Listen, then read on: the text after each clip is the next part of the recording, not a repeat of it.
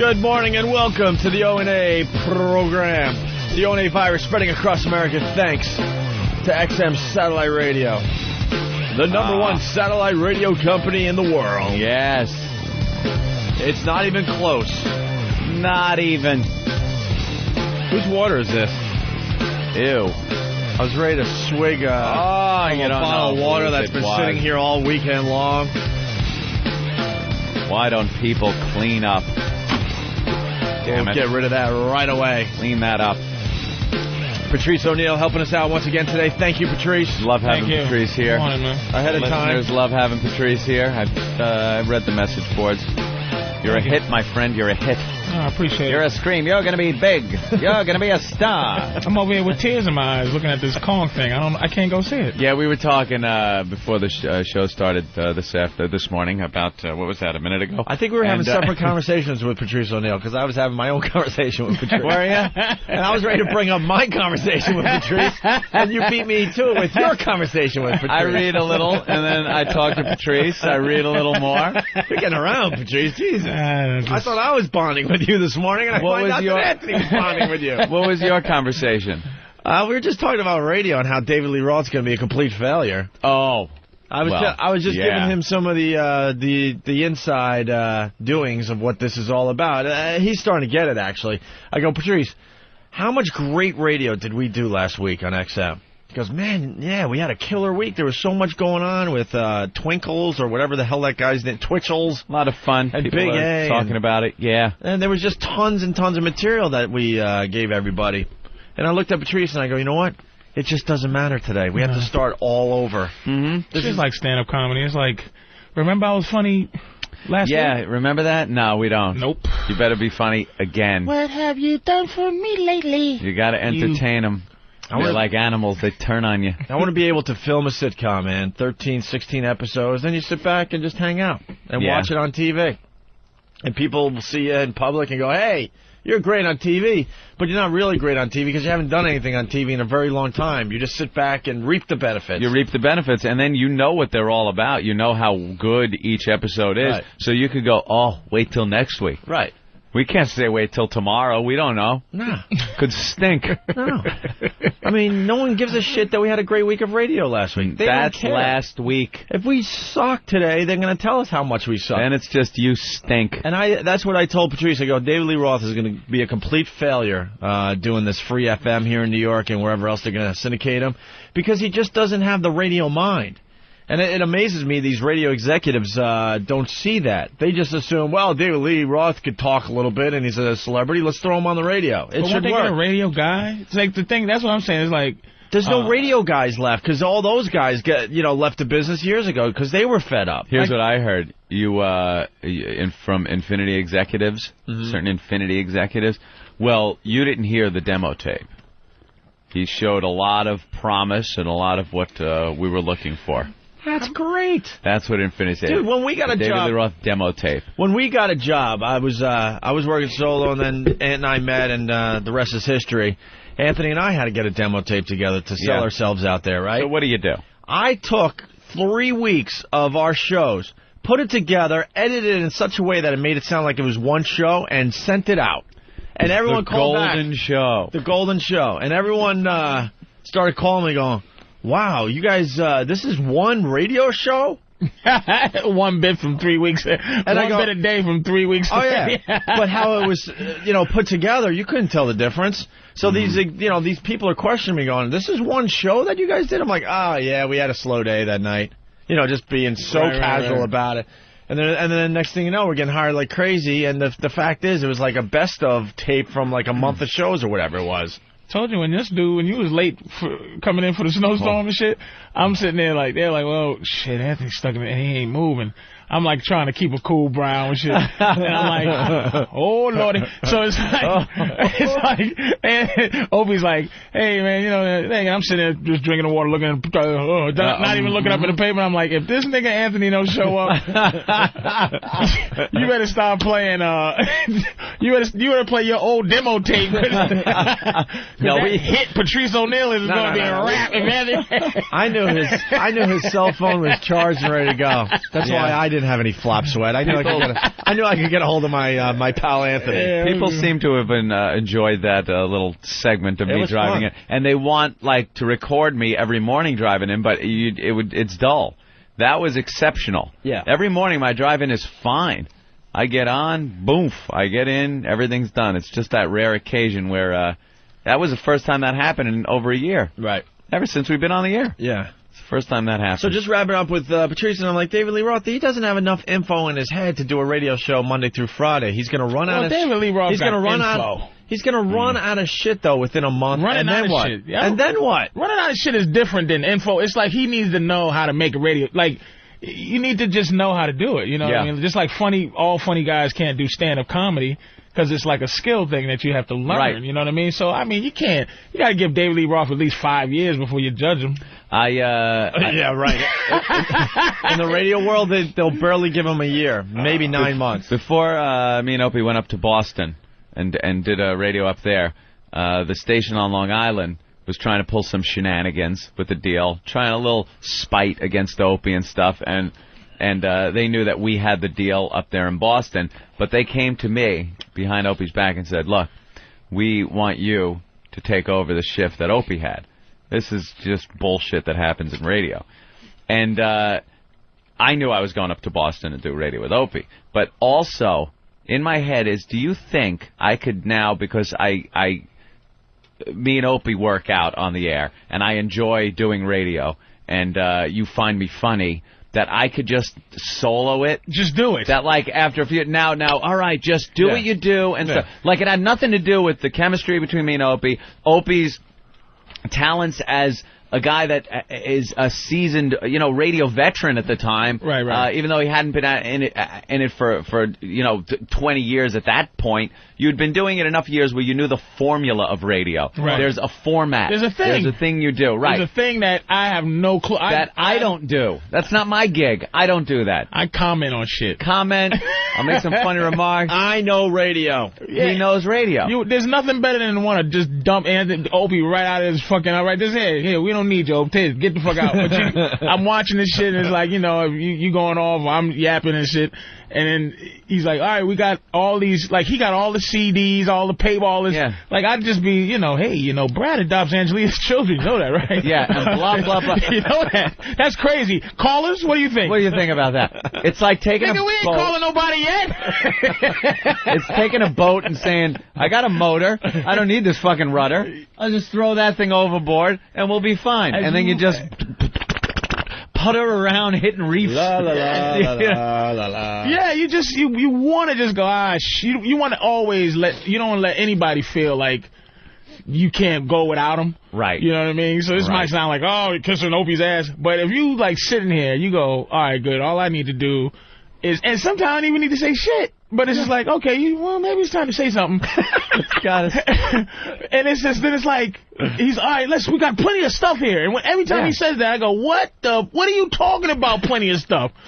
I'm running out of stuff to say. No, we got plenty of stuff here. And then the subject changes. We got Tyra Banks, and then remember Tyra Banks never got on.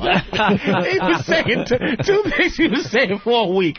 Tyra Banks and the gay rapper. The gay rapper. I got it right here. And it's still there. Still there. We got it right here. It's still there. Fag is ready to go, bro. That's the magic, Patrice. And all the employees, all interns, all the producers, all come to Opie. Anthony reads until 6:59 and a half. I'm a reading motherfucker. And then Opie comes in here, and it's like, hey, what do you think? He's listening to remixes of him last week, and what about this and that? And it's like, you know what? No, I was listening to all the Dickie Goodman remixes. Oh, we've decided to bail on that bit. Godspeed, Dickie Goodman. Rest in peace. So long. You're gone.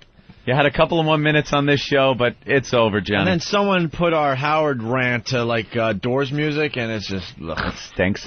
So we decided to pass on that as well. Now the David Lee Roth thing, to bring it all back around. Okay, go ahead. He was a good guest when he'd be on Howard's show, It was entertaining. The guy's high energy. He'd have He's stories. a nice guy, that guy. And I guess he's a nice enough guy. He's a nice guy, man. He's not one of those rockers where you go, like, if you ask him a question, like, we was sitting at the Village one day, and was like, David, what was better pussy? Just a gigolo pussy or everybody jump? He's like, oh, man, everybody jump pussy, because the girls don't expect nothing out of you. It was like he knew exactly what. He wasn't like one of those guys like, he was a cool dude, but, you know, he's a nice guy. See, I have to preface that the dude is a nice guy, but we talk about he's going to run out of being a good guest on a show and being and doing some entertaining radio as a guest, and then it's your show.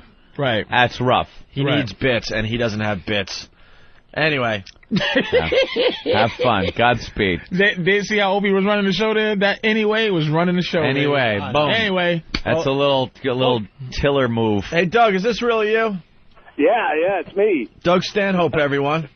There he is. Guys? Doug, what's up, man? What time is it? Are you in L.A.?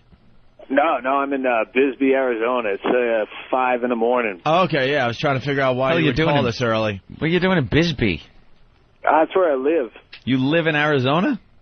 Yeah, it's a little town down by the Mexican border. Doug has nigger qualities. He really wants to just drop off the earth. But he has to get famous enough for anybody to care. Doug is one of those guys like me who wants to quit, but he can't quit till he gets quittable. Yeah, we got Patrice O'Neal in studio, Doug.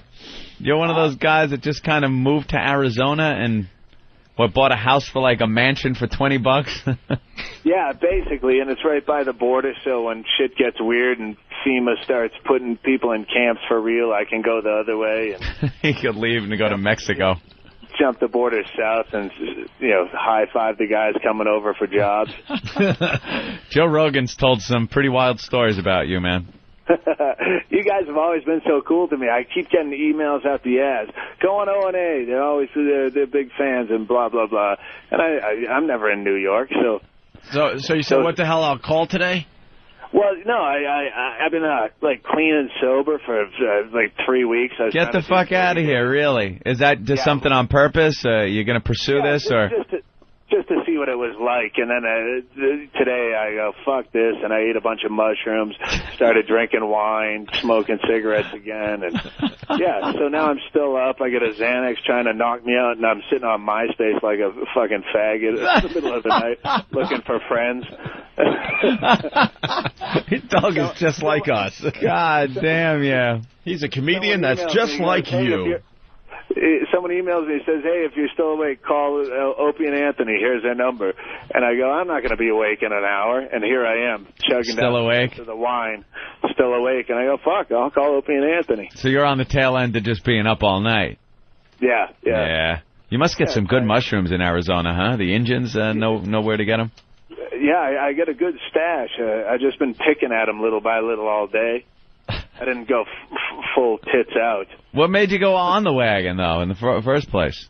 I binge on the road. Yeah. To the point where my fucking hands shake like Parkinson's disease. Like I actually think about faking Parkinson's so I don't have to admit I'm a reckless alcoholic.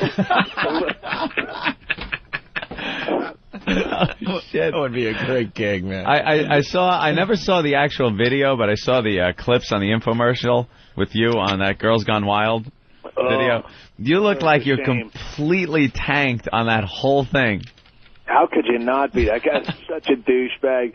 It's so not fun. For all the fun it looks like it should be, that guy sucked every ounce of fun out of just, naked. The guy that runs it, right? What's his name?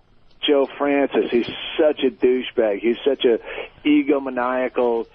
I don't want to say date rapist because he would sue me for that because that is defamation. But, I mean, he fits all the profile of it. He's just He comes off like a real creep. Like just a scary, creepy guy. He's the worst person I've ever met, and I've been with some shitty fucking people in my life.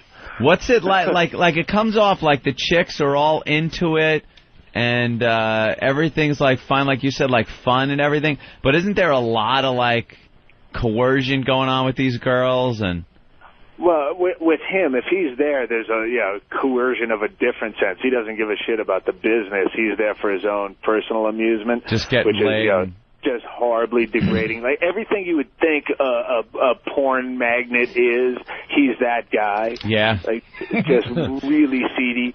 But I mean, the chicks that are all into it are the dumbest fucking chicks in the world. Yeah, so of course. That's not even amusing.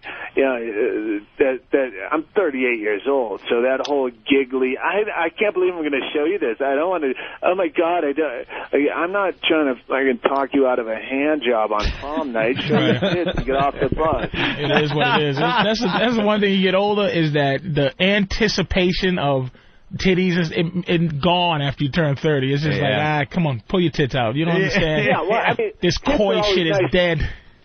Yeah, tits are always nice to look at, but I'm not going to fight for them. Yeah. I don't have no muscles no more. You don't have no muscles after you get 35. Like you go to pull a titty out. She's like, no. You be like, okay, all right, bitch. No means no in my world now, bitch. Isn't it?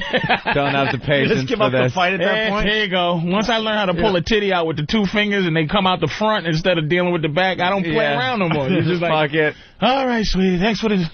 Did you fly on the guy's jet? Yeah, I flew on his jet a couple times, but when I could get on the bus with the crew, because the crew was phenomenal, I go, I'll ride with the crew and meet you there. You don't want to fly in the jet? No, I don't. Did the crew just badmouth the guy all the time? Everyone fucking hates that guy.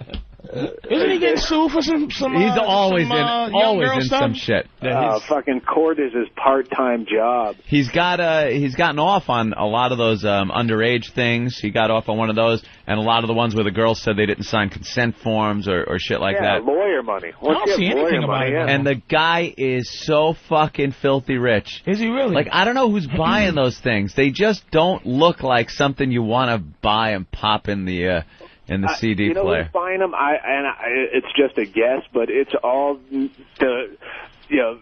people who the Christian right in the middle of this country that you assume doesn't really exist in that many numbers. But once he got it on TV and made porn okay, like that was his brilliance, was making porn. That's the only even pseudo porn that they sell on television. Yeah, and it was it got pretty heavy duty. What they show in the infomercials one thing, but there's pussy in there, right? Yeah, but that way, the guys that you don't think still exist that have to lie to their wives about watching porno. Yeah. They can justify that by going, it was on TV. I bought this on TV, man. Yeah, you bought that fucking exercise machine. Yeah. Why can't I buy something? Oh, that's great. Yeah, and that's why they have fucking Snoop Dogs or comics host the things, so then they can say, I just wanted it for the comedy. I love Snoop Dogg. I'm a big rap fan. Hey, Doug, we got to ask you about that baiting thing you do. Oh, yeah. We're with the pedophiles, and I think you go after the abortion people, too, right? Yeah, it's so hard to do any justice to without reading it. If you go to my site or baiting.org, we got a book deal now. We're going to put it into a book. Oh, really? That's awesome. Yeah. Basically, he goes online and baits, pedophiles and stuff, and then what? You just have the conversations on your website? It's basically like a prank phone call, only it's on instant messenger, where you bait pedophiles into thinking you're a 13-year-old girl, and then you just fuck with them. Because once you get a guy jacking off, then you can fuck with them as much as you want. And, so if you're fucking a girl, and then right in the middle she goes, I think I have herpes, you're going to keep fucking her because it's already started. Do you need a consent form to do that? Consent form to do what? Say some dudes publish it. To put some dude on the thing that's talking to a 13-year-old girl, and you're all you have to do is change the screen name and you're in. Oh, you don't acknowledge it's him or something. No. Being a beginner lawyer, I would assume that's the only thing you need to do to save your ass. Go ahead, Doug. Sorry. For legal reasons, when we put it into a book, we'll have to change their screen name to own the domain or own the screen name. Now, why is that?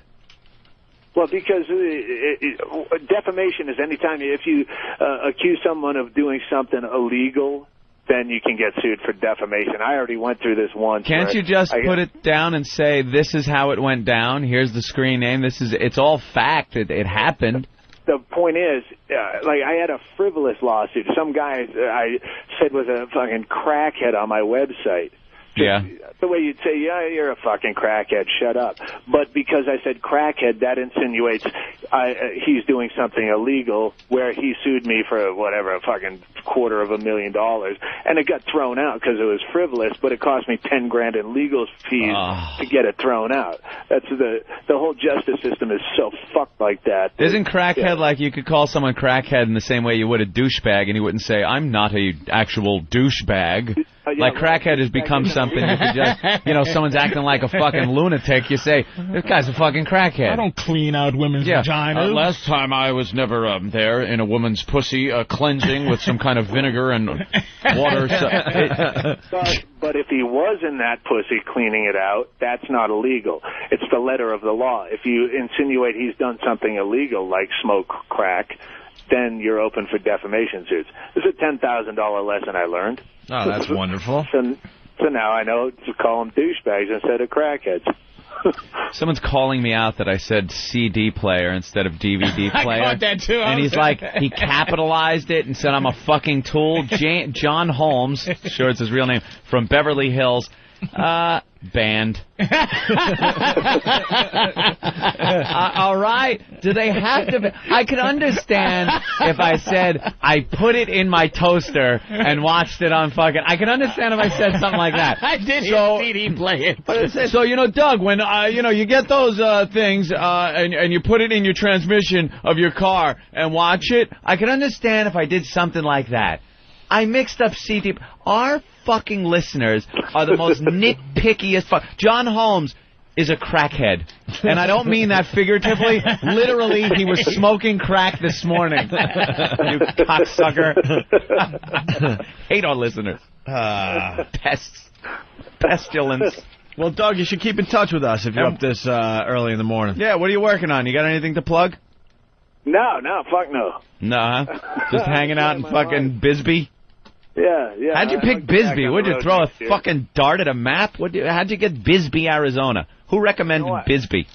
I found it accidentally just driving back roads, but it's this weird little town, and there's nothing like it. Sounds weird. It's like this hippie enclave. It was a mining town where the mine went bust in the 70s, and all the property value just went dirt cheap, so all these artists and freaks just took over the town, and it's the most beautiful town, all built in the mountains. It's not on the way to anything, so no one finds it. It's not like Sedona or something. It sounds like the type of fucking Beverly Hills jack-off, jumps in and makes it overpriced. It's just weird. It definitely sounds like the type of town that's on the graphic at the beginning of the X-Files, Bisbee, Arizona. It just sounds like there's probably flying saucers there at night and shit. Very well could be. Yeah, if he eats a few more of those mushrooms, he'll see the... Yeah, perfect place for a Doug, man. All right, well, visit Doug's... what do you got, MySpace, right?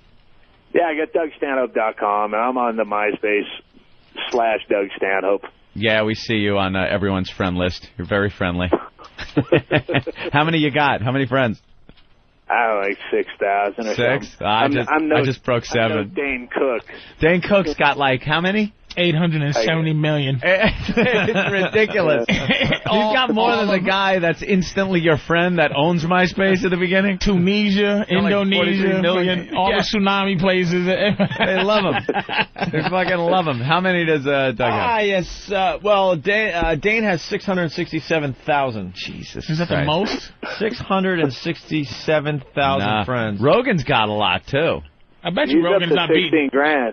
16,000 Rogan's got? Oh, yeah. He 640,000. 640,000.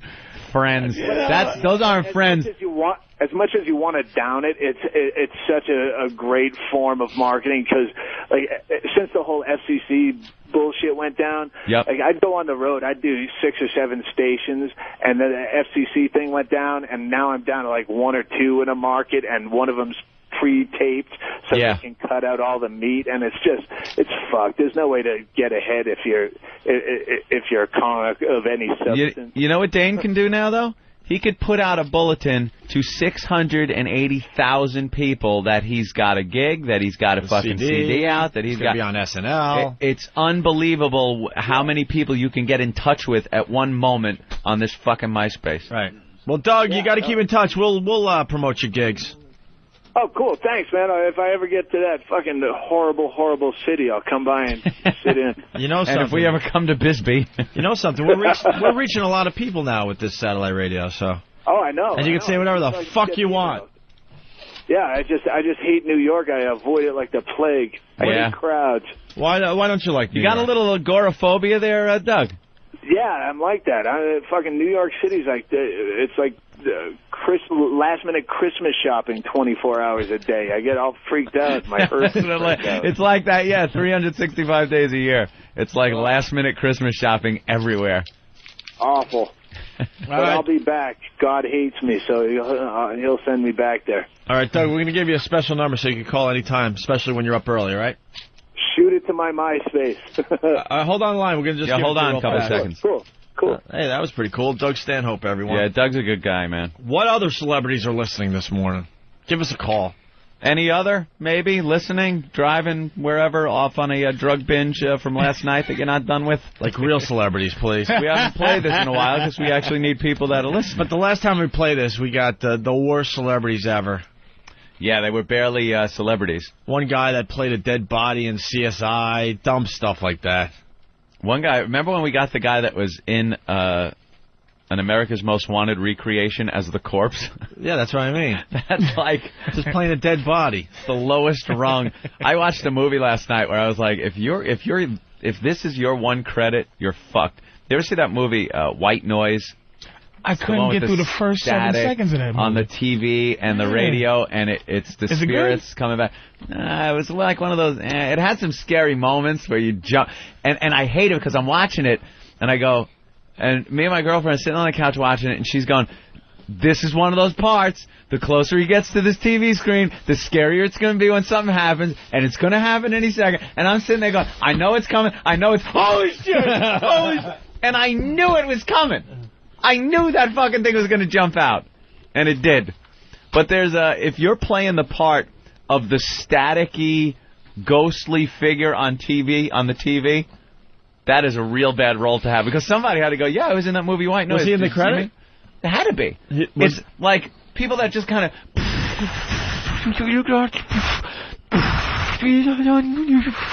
And you barely see an image of their face through the static on the television. It's like, yeah, that was me. But that's my static credit on their TV. It's not believable anymore. You don't have static on your TV. No, it just goes out. Cable goes out, maybe. Sure. You got to reboot your box. But you're not sitting there for 20 minutes watching static. You got to call up cable. Did you unplug the box and leave it unplugged for 5 minutes?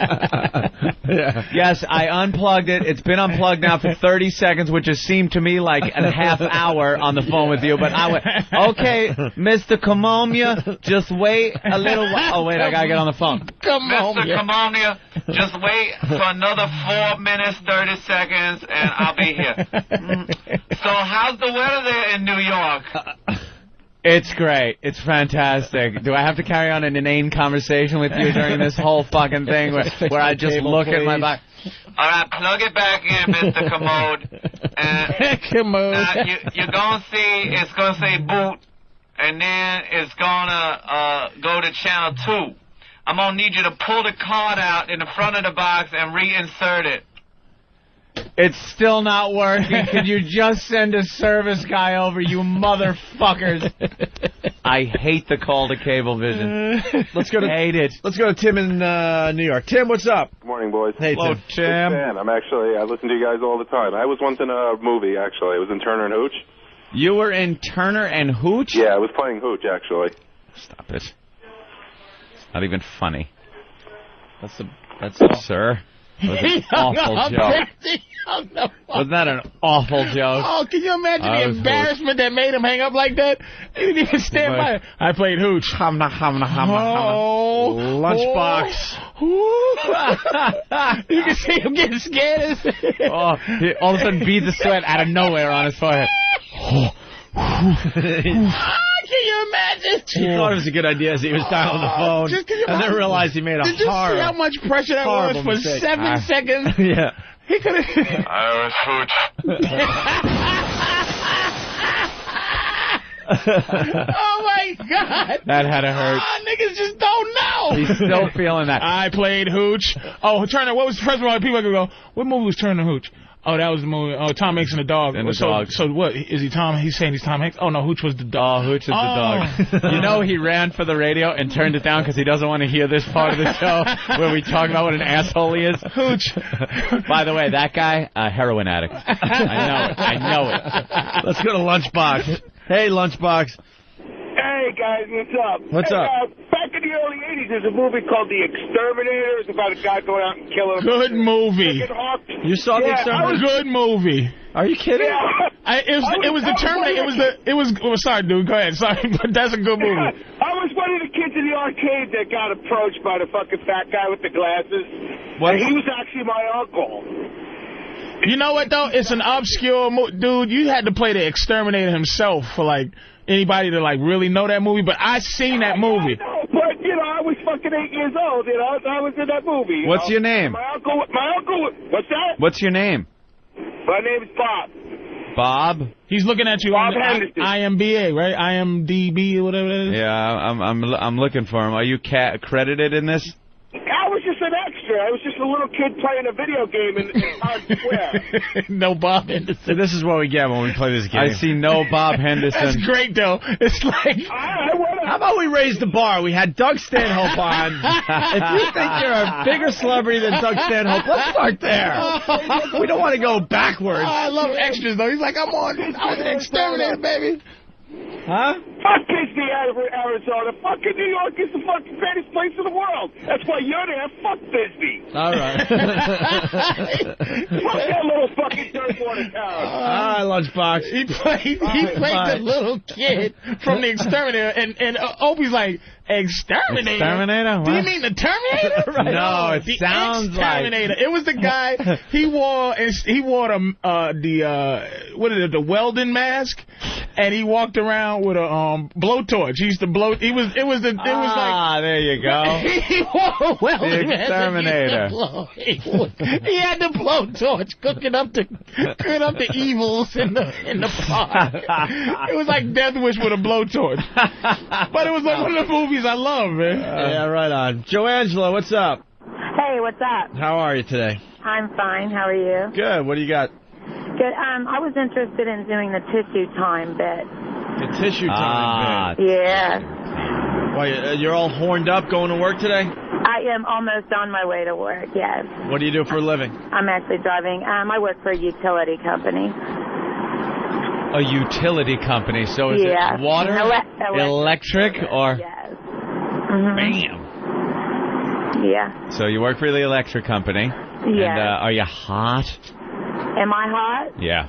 I'm okay hot. Yeah. I mean, I always have people talking to me, and yeah. Especially at work. I don't have any competition, that's for sure. What, are you the only girl there at work? No, it's mainly women there, but I'm always the one that, all the guys want to talk to and hang out at my desk, and then I would get in trouble for people hanging around my desk and stuff, but, yeah. But I always have throughout the past few years when I bought a car one time, and the guy that I sold me the car, got on the phone with him, and I ended up talking dirty to him, and for some reason it just happened. You want to give it a shot, Anthony, or what? Why not? Sure. I thought we were done with the tissue time, but let's give it a try. Don in Florida, what's up? Don. Oh, wow, you're way... That sounds like white noise. That's all you heard. Really? Yeah, it was like a lot of static, and then this barely audible voice, and you're like, what are they saying? What? And you know that eventually, the most important part, you're going to hear it loud and clear, but we're sitting there like I'm cupping my ear, and I'm getting closer to the TV. What's he saying? Go there. That's what he sounded like. I think we're going to have a problem with Joangela doing this. Joangela, you got so much car noise going on that it might be rough to do this. Oh, can you hear all at once, too? Yeah. Can you call us from work in a back room or something? Yeah. Yeah, I can do that. All right, give us a call back when you get to work. Okay, I'll call you right back. Thank you. All right, there she goes. do that. She wants to do tissue time. And who are we to say no, right? Of course. We got a wacky underwater Santa story before we go to break. Underwater Santa story. What is... Nathaniel's on the lookout for, like, the wacky news alerts. When they're just trying to get all wacky with their stories. I saw a tease on Fox 5 News last night that was pretty good. I think they're doing the story tonight. It's like department store Santas. They're in it for money, not the kids. We'll tell you about it. So you might want to keep a lookout for that one tonight. That'll be great. Christmas horror stories. Oh, we got new news teases. Oh, look who just came in with that, our own Dan. Very, very good. Cool. We'll maybe do that today. And I'm finally winding down from my DEF CON. I was at DEF CON. Defense condition, man. I was, oof. Oh, we're going to talk about that after the break. Oh, my goodness. My tiny town of Great Neck, again in the news. We'll tease that, but again. A home invasion very close to Anthony's house. Pussies. But first, it's this. Santa has apparently decided to take a little break from the North Pole. He looked for something a little warmer, a little wetter, so he moved into an aquarium in Newport, Kentucky. Take a look.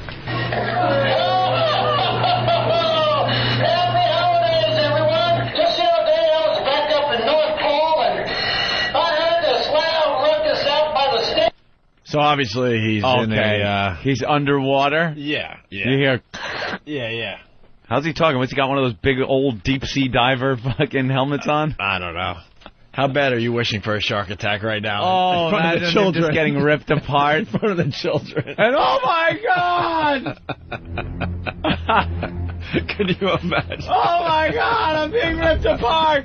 Shield the children's eyes! You think if that would happen, like it would be obviously a goof that would ever happen, but imagine if it did.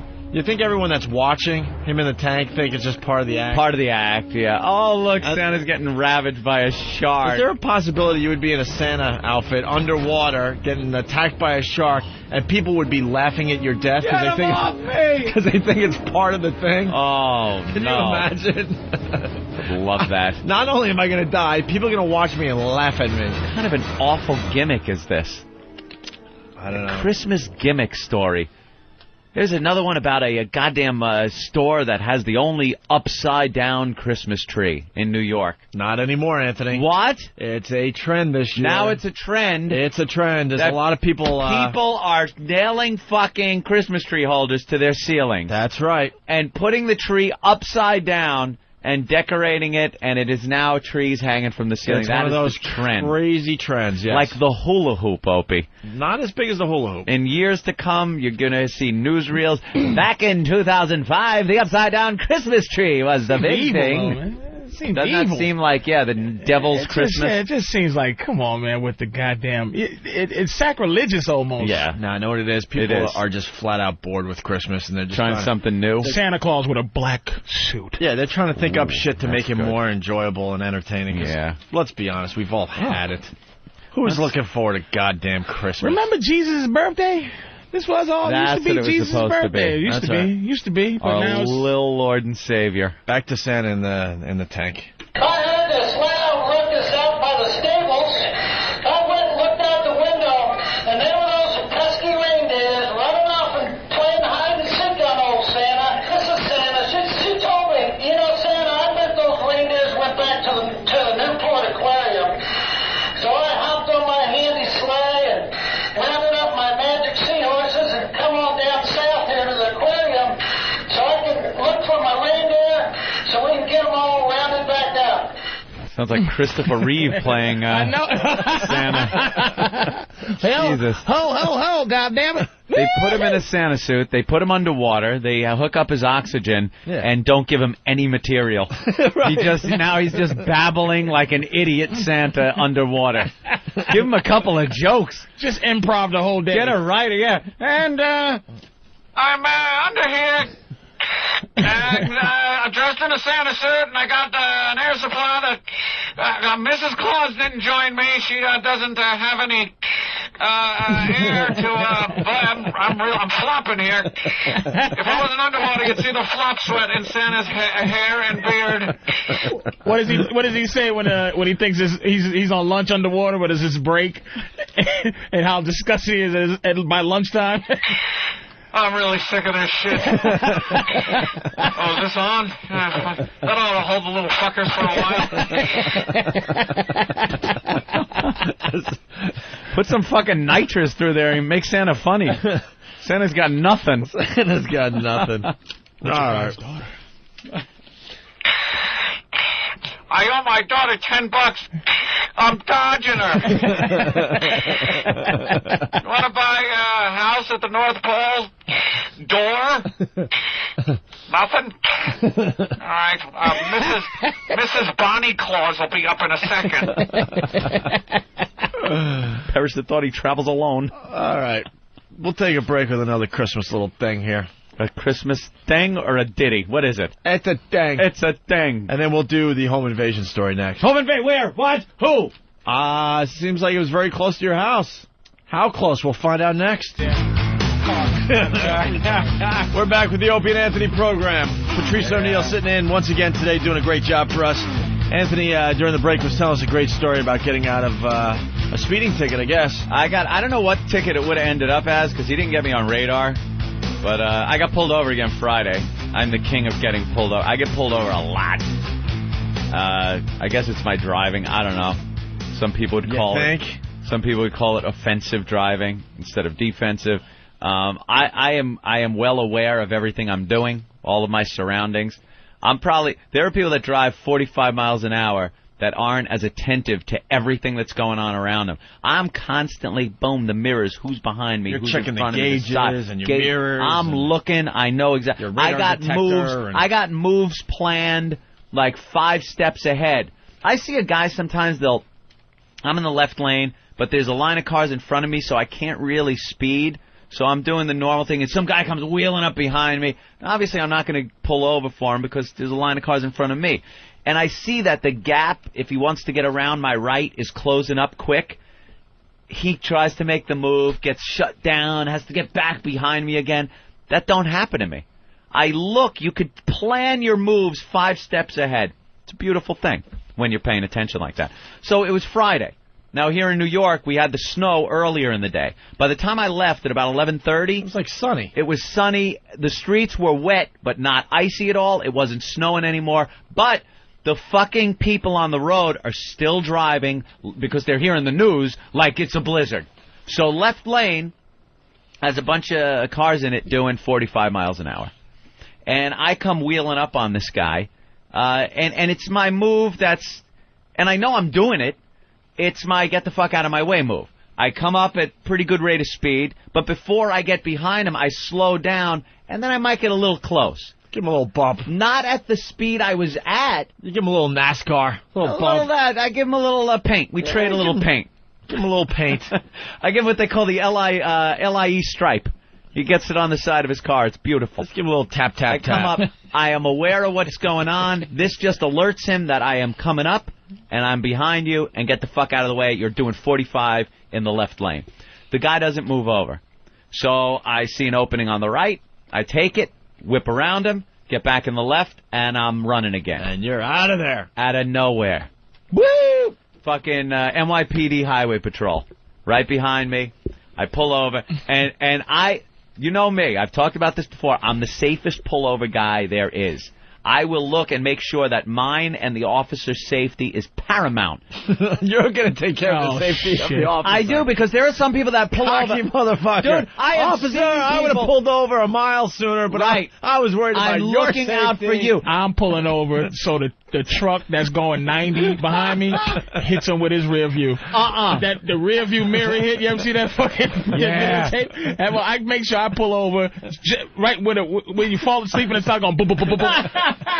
My passenger wheel is sitting on that, so he can come over. It's gotta be in the fucking lane. I pull over in the fast lane. Woo! Right there. That. Right against the guardrail, so he has to give you your ticket to the passenger window. Dude, you're a treat. There are people that are so fucking scared that they are going to get accused of running, that when the lights come on and they're in the left lane, I've seen this, they will pull over to the left and pull like on that little, it ain't even a shoulder on the left. That was me. That's you. That was just to fuck the cop. And I pull over right next to the beam so he can't go on my side. He has to go on the fast lane passenger side. Oh, my God, you son of a bitch. I guarantee you getting a ticket, though. Yes. Because right now, that guy is so annoyed. So any small chance of getting out of the ticket, he's like, fuck this. No, fuck this guy. I pull over and make sure, like, I'm out of the fucking highway. I'm up on the grass, so there's no chance. And he goes, pull further up, off by the exit ramp. So right now I'm thinking, that was I get pulled over a lot. That was a perfect pullover spot, my friend. But he made me do that just because he wanted to tell me to, do something. Like, all right, I pull up a little further. He comes out. He goes, what are you doing? I go driving home. Do you know what the speed limit is in New York City? And I'm on the Long Island Expressway. So I said 55. And he goes, 50. I had no idea. I've been driving that road for... If this is the truth and you're driving through Queens, a borough of New York City, is it 50 miles an hour until you hit Nassau County? I don't think so. I think this guy... I think he was fucking with me. So I just go, wow, I assumed it was 50. And he goes, and what was that move you did? I said, sir, there's a lot of people in the left lane doing 45 miles an hour. He wasn't getting out of the way. I showed him I was there, and then I went around him. He goes, you're speeding and you're bullying people with your big truck here, huh? See, that's not necessary. This is. I would rather. The guy had a bad day. They all have a bad day. No, lucky you. Some of them are very nice. I get to see all the bad day cops. You get to see one where you get to see all that one where I go, hey, officer, I know you're having a bad day. Your kitty must have got hit by a tree. And that's what I knew in my head. It's like I'd rather you give me a ticket. Give me as big a ticket as you want, but don't chastise me like I'm your goddamn kid with your big truck. You know how fast you was going? No, I don't. You tell me everything, Mr. Officer, and keep it to the letter of the law. Don't fucking come squeezing into, like, my lifestyle. With your big gas-guzzling truck, you think you can bully people? You know what, Dick? How about you and your woo? You think you can bully people? Next scene, let's cut to the taser and Patrice face first in the fucking road. I told you, I'm a professional asshole. I go all the way up to the place where you could be a dick and not get beat in the head. I'm sarcastically... I can be sarcastic.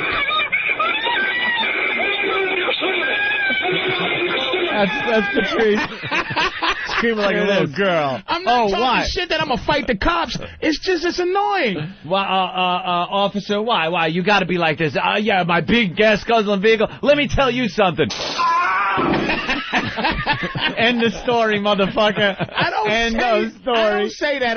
I just do dicky things. Yeah. Just annoying things. It's the stuff you want to say, but you don't really say. I'm not afraid of tickets. I am. I don't like tickets. Reports coming in 50 miles an hour throughout the 5 boroughs, Anthony. 50, even on the LIE, the parkways, everything. I could swear I saw posted 55 miles an hour sign. Now you're going to have to look for that 50 miles. I'm going to look now. And ignorance, my friend, is no excuse. No, it isn't. You can't. Not saying you don't know doesn't count. Sounds like you had a tough time getting out of this ticket. Well, this guy was really like a hard on, but he was in our demo, right? He's like upper 20s, maybe early 30s. It was an NYPD highway patrol, so all he does, is cruise the expressways and major highways in the city. And he came up with that whole like in your face attitude.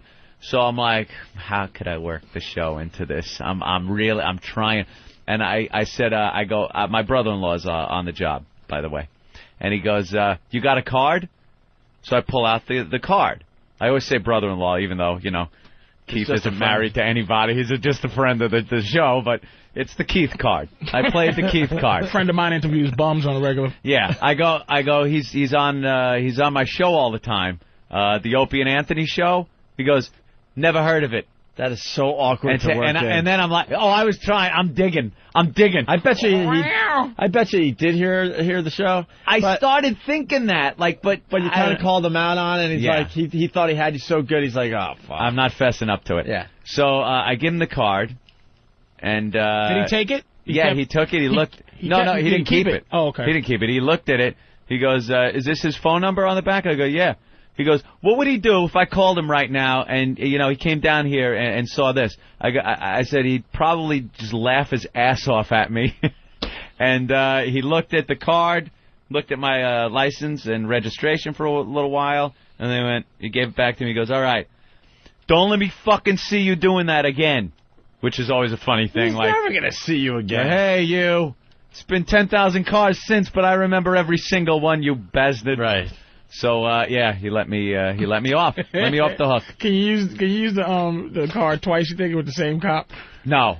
If that guy got me today, he would know me again today. I just know he would. They should be able to take your card after you use it. No, we got off. They're supposed to. Monopoly? Get out of jail free? Get the fuck out of here. They're supposed to take the PBA card. I mean, I have a special one. I have a gold one there, the family member card, but we won't talk about that. But the PBA cards, they're supposed to take. Yeah. Because they're supposed to give it back to the guy who gave it. Yes. And then if he feels so inclined, he can then give it back to you. So if he didn't take it, he did you a favor. I like that whole thing, but I don't understand it. It seems like one of the most corrupt, unfair things. Oh, you know a cop? Nah, you're a little above the law. It's true. Cops will give you above the law. If you know one, Anthony, here's shut a the cop. fuck up. You're a little above the law. What his entitlement is doing? It's poisoning your judgment. Now cops are listening, going, we're gonna have to. They're not gonna listen. This shit's been going on for years, and I love it. Of some state. Here you go. I love it. No more PBA cards. No more PBA cards because that big mouth Anthony. No. That entitled piece of shit.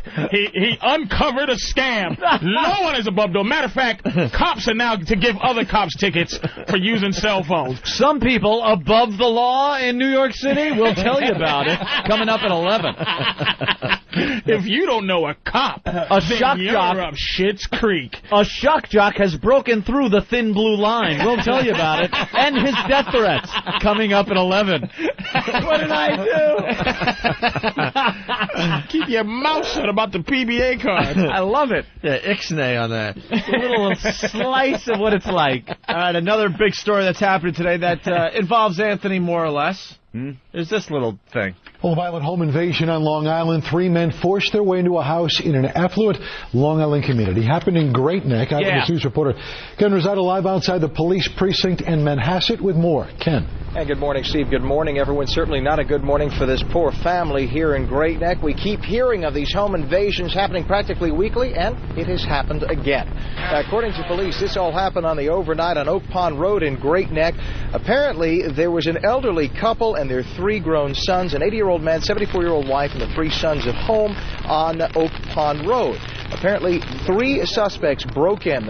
Police identify them as 21-year-old Corey Ellis, 22-year-old Carlos Ward of Jamaica, Queens, and 21-year-old Leroy Rodriguez of Brooklyn. Apparently, the 3, according to police, forced their way in. One of them was carrying a Tech-9 submachine gun. They subdued the family, was able to handcuff them. Apparently, a son was on the phone, and then the phone went dead. The person he was talking to thought enough to call police. Police show up. They break down the door, see the suspects holding guns, or a gun at least, to the victims' heads, and the victims on the ground in handcuffs. The police then arrest the 3 suspects after chasing them into the backyard. So all 3 are in custody at this point, and maybe this might lead the police to find out exactly who's been doing all these home invasions. He thought enough to call the police? Like he's a smart one? He is. Well, what'd you do? You're in California. The guy's in California. He's on the phone with a buddy in New York. He hears his buddy go, I heard a noise in the house. Hold on a minute, or whatever he said, and then the phone line goes dead. Yeah, what are you going to do at that point? You're going to call the police. You gotta call. You're not going to call for a pizza. Wait a minute, I you missed think that you try to call story. back first? They said that. Hold on a second. I hear a noise. I don't know if he said hold on a second, but he did say I hear a noise in the house. Oh, and he then did say line, that? and then the line went dead.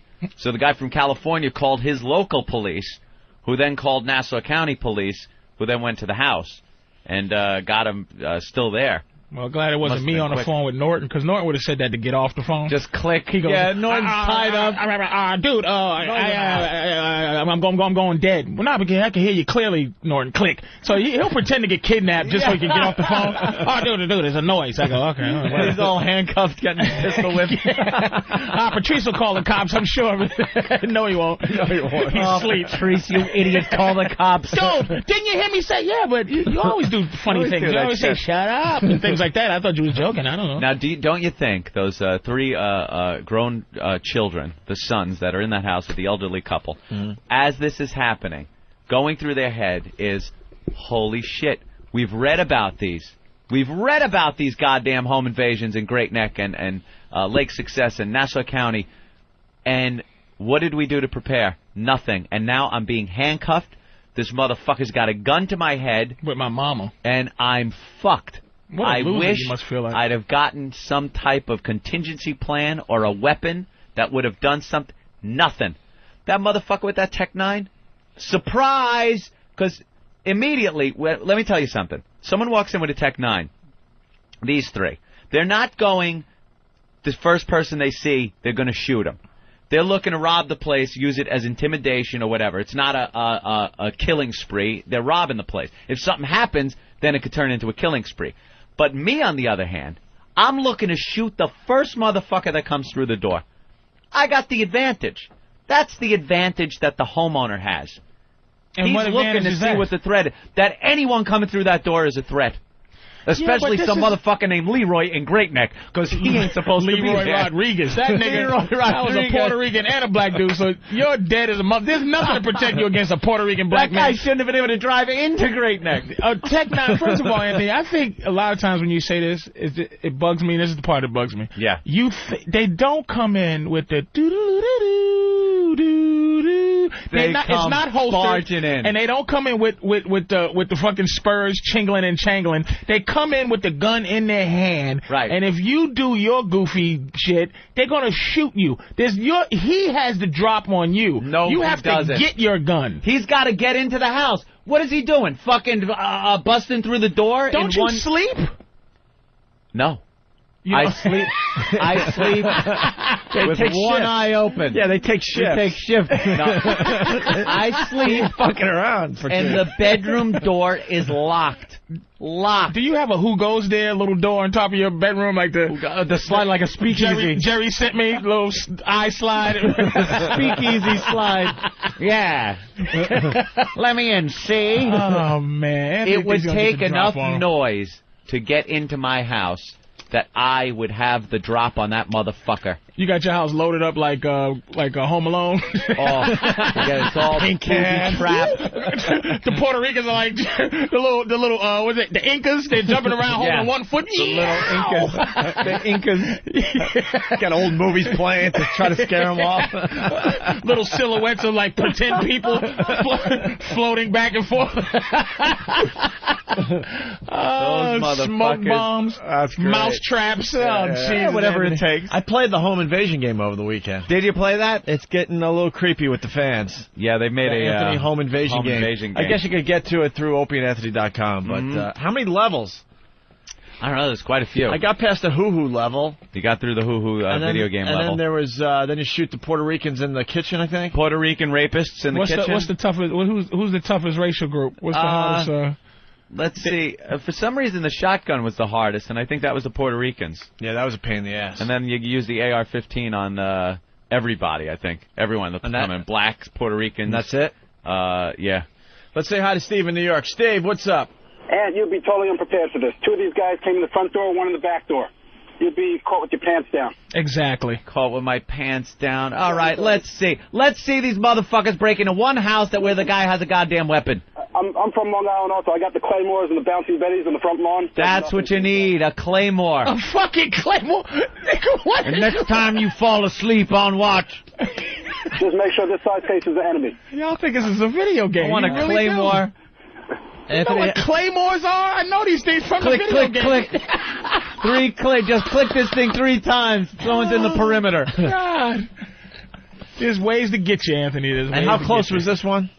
This one was, I checked it on MapQuest, about a mile. About a mile. About a mile. They probably staked your house out, too. They probably did. Ah, that's that damn Staked Anthony. it out. Forget it. I've seen this motherfucker. You should put a sign on your house. Rented, not owner. Oh, no, really? Not a owner. Like I'm a cheap motherfucker? Yeah, it's rented home. I'm waiting. Let the weeds grow. I'm let the shit grow. Yeah, just let it go. Don't make man. it look nice from the outside. Bring it. You see, during commercial, what magazine were you reading? I don't know. Which one? You got one of those magazines with that hot bitch on the cover? Oh, yeah, with the booty? Okay. Yeah, which one is that? One of the That black was, magazines. Yeah. Oh, Smooth. He's got Smooth magazine. He's pointing out some hot piece of ass on there. Smooth. Look what I'm reading during commercials. Guns and ammo. I got my issue of guns and ammo. And like I hold it up and point at the booty. You hold it up. Look at that nozzle. Oh, look at the barrel on that. Gee. Oh, come here, baby. Looking at the Dan Wesson bobtail, 1911. Oh, my God. Beautiful. Bullets with cyanide drops at the top. Hollow points. Look at Oh, God. What the hell is in these black men's magazines, by the way? Black Booty. women. Black women. Black What else, women. though? And rap. And Oh, they got mama jokes. black women and a couple of some. Your mama is so black when she got cut, she didn't bleed, she smoked. this. This guy says he. Nigga's gonna give the magazine to Cricket. I wanted to give it to Crickets, but I wasn't set for it. What was the article? Just send in your best mama jokes. Oh. Your girl is so bow-legged, she walks on both sides of the street. Best mama joke I ever heard was your mother's so black. When I look at her, I thought I was asleep. That's funny. Your mom is so skinny, she could do push-ups under her door. You always wonder what somebody in the car is doing. Somebody might be in the car going, oh, shit. God damn. That's so funny shit. Your mama's breasts hang so low, she just tucks them in her shirt and pretends she's got balls. Oof. Your mom is so dumb, she saw a sign that said Dodge Trucks and started ducking traffic. Good. Anyway, What are you gonna that's do? in the men's black magazine. So fucking, it's probably in the men's white magazines, too. Fuck asshole. no, we don't do the knock, mama knock jokes. Knock, knock, who's there? Jimmy. And we don't. Hello? White people don't talk like They that. talk like that all the fucking time. All you black comedians have to imitate Whitey like First that. of all, this is the actual white guy voice right here. This is acceptable. That's right. The Richard Pryor one is like, hey, dude, you know, there's the one that everybody kind of copies, but this is the, hello. I've confused many people on the phone with this white guy voice. Hello. Yes, officer. Yes, officer. Yes. And if you don't think you talk like that, white people, fucking think again. This is the voice that you have to have. This to be is the voice. A white person, as done in the comedy act of a black person. Absolutely. Yes, you need this Practice voice. three syllable and more words. Fantastic. Absolutely. That's a great. I have a great white guy voice. That's a good one. Thank you very much. Yes, sirree, Bob. Okay, then. That is some 50s terminology. You betcha. You betcha. Holy crap, we could take the black quiz. Oh, nice. The smooth R&B soul quiz. This singer briefly sang backup to the chart-topping late 70s disco group Chic.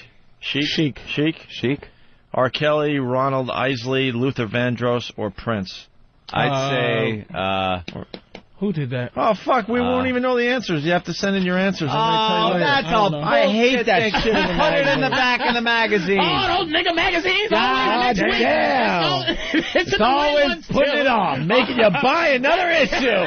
Whether it's a goddamn test or the motherfucking bills, they always putting that shit on. I bet you the white man runs this magazine trying to get some more money out of us. Black God magazine's damn. always late. Y'all always late, nigga. Goddamn, can't put the motherfucking answers in the goddamn motherfucking magazine. Fuck that. All right, let's say hi to John in Nebraska. I want to see what else is in this black magazine. We don't need Yo Mama jokes. Who's printing up Yo Mama jokes? We start doing Yo Mama jokes in the show, we're fucked. Stop. David Lee Roth will do your mama jokes. That's right. He's gonna need that after the first month. When he breaks out the mama jokes, you know he's fucked. John in Nebraska, what's up? Hey guys, how you doing today? Hey. I got a suggestion for Anthony and his home invasion security system. I'm sure he's got a big alarm system, you know, being the rich man that he is. But us poor folks here in Nebraska, we use baby monitors. Baby monitors? Where do you put it? You put a baby monitor in the center of your house, and that damn thing will pick up a mouse fart at 100 yards. And then you keep the little walkie-talkie thing by your bed? Yep. You can hear anything that goes on in your house. That's a great idea. You need one of those. Baby monitor. Fuck baby monitor. And is he grabbing a gun as soon as he hears something? I'm right with you. I got guns stashed all over the house. You never know what the hell's going to go on anymore. Wait a minute, but so as soon as you hear the baby, something on the baby monitor, you get up and grab a gun. That's what I do. Yeah. The second I hear anything, could be a raccoon in the backyard, you grab a weapon.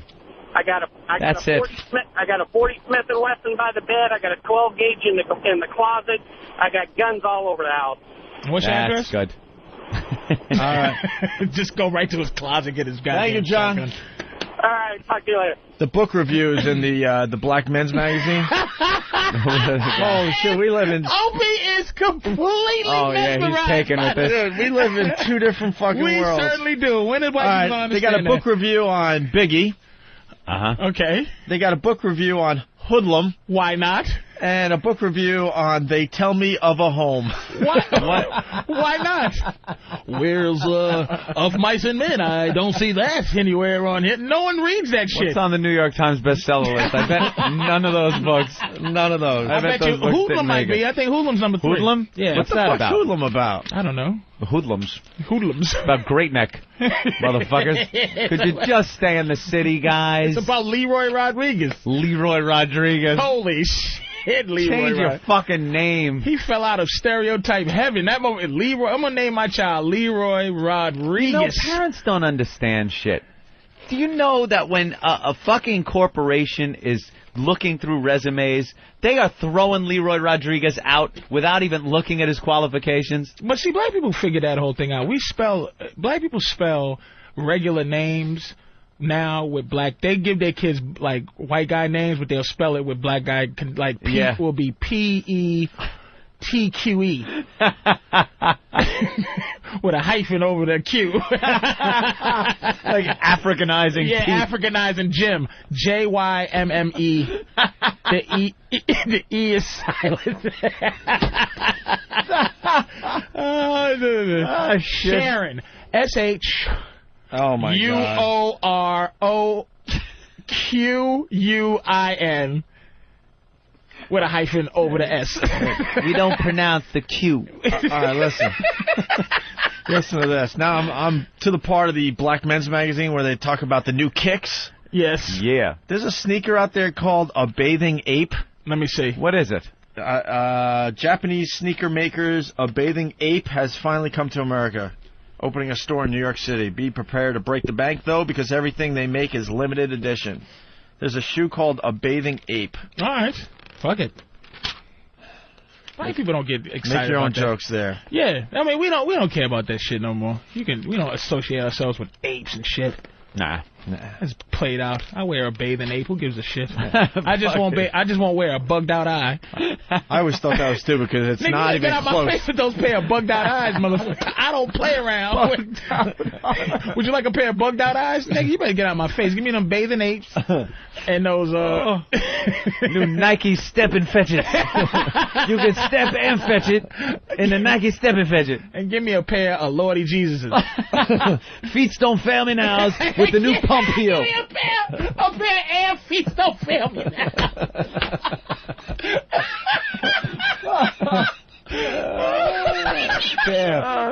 Pair feet don't fail me now. Let's go to Kurt in New Jersey. Kurt. Hey, boys. Hey, Kurt. Hey, man. Happy birthday, Bill. Hey, listen, isn't Book Review and Black Magazine an oxymoron? Like jumbo Like shrimp. it out, boys. Asshole. All right. Goddamn racists everywhere. Yeah. Let's say hi to Mike in Virginia. Mike. What's up, guys? What's up, Mike? I'm an ex-New Yorker that lives in the woods of Virginia. Let me tell you something. There's no crime happening down here. Nah. Anyway, there's another name that black people use a lot. Instead of saying pajama, they call it pajame. It sounds French. Pajame. You know, Pajamas, pajame. Pajame. Where's my pajame? Pajame. That's pretty funny. Pajame. That's a good one. Another one is let's go shopping at Target. Target. Like we do that. Target. Black people say Target instead of Target. Because it makes it sound, let's go to Target. It's serious, too. No bullshit. They say that down here all the time. It's hysterical. Target. Is this true? All right. Thank you. That is true. Let's say hey to Benjamin in Florida. Benjamin. Yo, what's going on, guys? What's up, Benjamin? Not much. I'm a white hunky. I'm white and nothing. If I bought my cousin the Bathing Ape shoes for Christmas, $89 for a pair. That ain't shit. It's not a lot of money for those sneakers. All right, that's nothing. Well, Jordans are a lot more. $200 Jordans are $120 a piece. Yeah. Right. Isn't Anthony worried he's going to shoot somebody like his girlfriend in the house when she gets up to go to the bathroom? No, it would make no unless it's the Mission Impossible crew cutting through my walls with that saw that never made any noise on Mission Impossible. Right. Doom, doom, doom, doom, doom. And you'd hear like a... Yeah, here it is. And then you'd hear... Like a guy's got a circular saw through the fucking wall, and it's going... And the guy's asleep like... barely turning over. They gotta make noise to get into the house. But how do you make... Okay. It'll sound like someone breaking into your house noise. He obviously sleeps very lightly. Into those people's homes? How do they get in there? Through open doors and open windows. These stupid motherfuckers leave their doors and windows unlocked. They're stupid. I live on a fourth floor walk-up, and I lock my windows. Lock it up like a vault. And then a cop wrote in. He said, don't use his name because he's on the job. He said that that family, the elderly couple, was followed home from their jewelry store in Brooklyn. Okay, there you go. That should be the first goddamn... See, you think it's like these are people without a purpose. These people have robbed, they're staking out people, and they know what they're doing. They're not just taking a goddamn guess that you got something in the house. That you might have something. Yeah, you have nothing, Anthony. No one's following you. Maybe I should put out just something. Just guns and video games. What are they going to do? A Cadillac in the driveway? Oh, shit. Everybody has one. Butch in Miami. Butch? Hey, guys, as long as you got Patrice in the studio this morning, why don't you have him to interpret Boo Got Shot for us? Have you ever heard Boo Got Shot? I love Boo Got Shot. You've never heard Boo Got Shot? No. Holy shit. All right, guys. This is great. Yeah, Eric's going to find it for us. This is when we first played this, we kind of came up with this idea that any like black community ought to pick a spokesperson for the media whenever anything happens there. That way, somebody can Why should we? See, this is that way you can be concise and sound intelligent when you're telling the news about a shooting or anything. You know what? No, because it's No. Because I'm sick. This is the thing that white people, the luxury you have. That you are separate from every other white person. So a dumb white now dumb white person, the stereotype is shit kicking. Well, you know what happened over there. Right. Well, but I don't say, hey, white people, you should have somebody talk. If a guy doesn't... now he's making a point. If a guy does not talk well, but he's the guy that they're talking to, then fuck it. I'll understand him. We'll get the drift. That's why black people go, you know what I'm saying? At the end of a lot of stuff, we go, you know what I'm saying? Right. You know what I'm saying? You know what I'm saying? You know what I'm saying? I don't care. Play it. I guarantee. I don't know what he's saying, and I don't give a shit. Interview dumb black guys or black guys they don't communicate. I don't give a shit. I guarantee you have no idea what this is. This is a chick. Ready for this? Go ahead. Boo got shot is all we know. And she had to tell the police or the reporter, and this is how it came out. Okay, go ahead. She was taking real bad next to Peaches. They got shot. I said, who? She said, Boo got shot. I said, oh my God. We just saw it. My sister had called somebody up here. She called my cousin Pumpkin just sailed up. She called her, and Pumpkin told her that she was on the phone with police. And Chichi, she had left out, and she went and got in her car. She bailed out. And when she left out, when I heard the gunshot again, and when I heard the gunshot, and I seen some boy had run in the building over that way. He ran in that building, and I seen that car just flew off, and then I seen a long gun, a big old gun in the car. Come on, Patrice. Yeah, now, that bitch speaks a whole nother... Who's punkin'? That's all I got. We love punkin'. Punkin' rules. I know somebody got shot in a car in a drive-by shooting. Yeah. She saw somebody's gun hang out the window. Something like that, out the window. But how do you find... That is no black person... There's a percentile of black people... no one understands that. No person... Oh, we found someone that knows how to translate it. Interpreted that for us, yeah. Ready for the thing? Okay. She was shaking real bad. It appears the young lady was trembling from nervousness. Preacher, they got shot. They got shot. Someone has been wounded. So who? I inquired as to who the victim was. She said, Boo got shot. Boo has suffered a gunshot Boo wound. got shot. Boo has become the victim of another violent crime. I said, oh my God. Oh me, oh my. We just saw it. My sister had called somebody up here. My sibling telephoned another relative. She called my cousin Pumpkin to sell up. In fact, it was my cousin Pumpkin who lives in this very same community. She called her, and Pumpkin told her that she was on the phone with police. Pumpkin was already on the phone with the local authorities. And Chi-Chi, she had left out. Chi-Chi had already departed. She went and got in her car, she bailed out. She found her vehicle and put it in reverse. And when she left out, then when I heard the gunshot again. As she was departing, a shot rang out, piercing the cold night air. And when I heard the gunshot and I seen some boy had run in the building over back that way. Apparently, the perpetrator was seeking cover behind a local building. He ran that building. It was that building over there. And I seen that car just flew off. I saw the car depart with a rapid acceleration. And then I seen a long gun. I saw a firearm of substantial caliber. I mean substantial caliber. The boy was in the back seat, he had a big old long gun. In fact, it was the gentleman in the back seat who had the firearm with the extended barrel. How good is that, man? Oh, my God. That is one of our faves. fills me in. This is like unreal. Boo got shot. Boo got shot. Oh, my God. How great is that? Boo got shot. Pumpkin. I love the pumpkin. You know that chick was just out clubbing. You know, I gotta go home now. Oh, my Goddamn police shutting down the club. I got a photo shoot for Smooth Magazine. I got to deal with this shit. See, that shouldn't even be. That doesn't even embarrass me. That's one thing. Well, it shouldn't. But that will embarrass. If you play that in front of like a bunch of black people, like a building full of black, and play her, everybody would just be feeling like they have to express. It's like the bitch can't speak. No one I don't know. You absolutely summed it up, because whenever you see, you know, I watch an episode of Cops and they go to the trailer and there's that white guy who's all drunk going, "This is my goddamn house and I can do whatever the fuck I want in here and you police ain't gonna tell me." It's like, I don't feel like I should have any shame whatsoever because of this guy. The hand in the head, like, here's another one. This is going to make us all look bad. When did we have to start doing it? I don't understand. Two things black people have to do. We have to be embarrassed for every other black person, and we have to give every other black person money. Why is that? We have to give them. My girl got so mad. Oprah gave as a gay white kid, like, his dream come true fantasy, and she's like, there's so many other there's black people who need it. And I'm like, I fell for that once in my life when I was about 13, and I gave a bum money, white dude, and a black woman walked by, older woman goes, you know, there's a black man who needs it up the street. And I was like, I stopped giving white bums money for years. I remember one time, I think it was one New Year's Eve or something, when we were all hanging out, we're walking down the street, and my girlfriend gave this white bum some money as we were walking by. And Patrice said, he goes, "Oh, that's sweet. You're a sweet little racist." We still fucking laugh about that.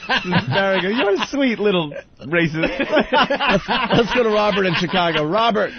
Yeah. Hey, Robert. Hey, how's it going? Listen, you guys brought up about the people speaking funny when they were trying to tell the police different things. There's a tape that was out on the radio about 8-9 years ago, where a guy was trying to call for an ambulance, but he was calling the ambulance. He was so drunk. Oh, the Bambulance. The Bambulance. We need a Bambulance. We used to play that. I don't know if we still have that around. We'll have to look for it. Yeah, I was the Bambulance. I love you guys. All right, thanks. Thank you, man. And then, of course, there's this one. I like this woman here. I seen the cops knocking the truck window out, and I thought they was giving the man UPS. I thought the man was dead. That's the way it was. Giving the man UPS. Speak on this show on a daily basis, though. It strikes you like you don't want to care, like, hey, the lady, but you just want to go, sweetie, you know. Come on, baby. And then it's so innate that you can't even remember what it is, because when you correct her, you might use the wrong 3 letters. Yeah. Come on, baby. It's not CVS. UPS. Come on now, it's DHL. Come on, sweetie. They was giving the man UPS. Yeah. And I'm like, why would you have him sign for a package when he obviously needs medical attention? Brian in Fargo. What's up, Brian? Good morning, boys. Fargo. Happy birthday there, Patrice. Hey, how cold is it up there in Fargo? Right today it's actually 32 degrees above, but I did post something on Whackbag showing a stop sign where I live. Oh, that was you? I love that that was fucking me. movie. Anytime Fargo is on, I watch it. I love it. One of my favorite scenes is when Buscemi and that other guy that's with him gets pulled over by the cop, and he's trying to talk him out of it, and he's like, I thought we could take care of it right here in Brainerd. Right here in Brainerd. And he's handing him the wallet with his ID in it and shit. Just like not knowing how to fucking pull it off. One of the best movies ever made, man. Yeah, you betcha. Hey, You betcha. don't forget, I do That's not... where this here execution type deal happened. Yeah, right. Hey, don't forget to play Gangsta Fag. Gangsta Fag Right, after the that's break. I another promise. one. We love it. You promised. You said to be reminded. That's it. I promise. We just got to take leaks and stuff, and then we'll do Gangsta Fag for Patrice. Up by the lake. All right. We got another song as we go to break from Brother Joe. We're getting into the Christmas spirit, I guess. Are we? Yeah. Dun, dun, dun, dun, dun, Seems like the listeners love all this Christmas shit Wonderful. that we have collected over the years. Well, Brother Joe doing the Have a Herky Jerky Christmas is pretty Oh, this is the song about Ben. Yeah. Oh, I haven't heard this one in a year. Wow, cool. About I like Ben, this one. our producer. For the new listeners, it's going to take you some time to realize that Ben likes to herk and jerk. And Ben's a twitchy motherfucker. yeah, and Brother Joe came up with a little Christmas song.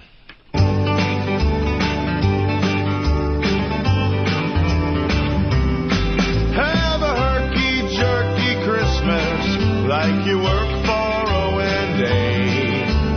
Eat a dish of some bad fish just like old gravy leg.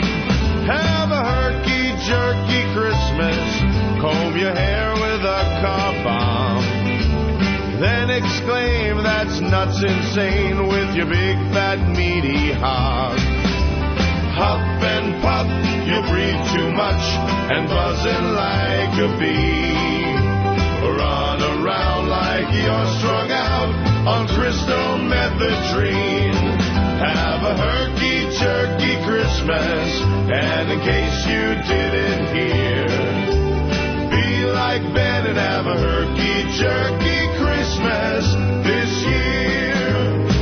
It's nuts, insane, it's insane, it's nuts, it's crazy, it's nuts, insane, it's nuts, it's crazy, soft, go soft, it's crazy, it's nuts, it's insane, it's nuts, it's crazy, it's nuts, go soft, because it's insane, it's crazy, it's nuts, it's insane,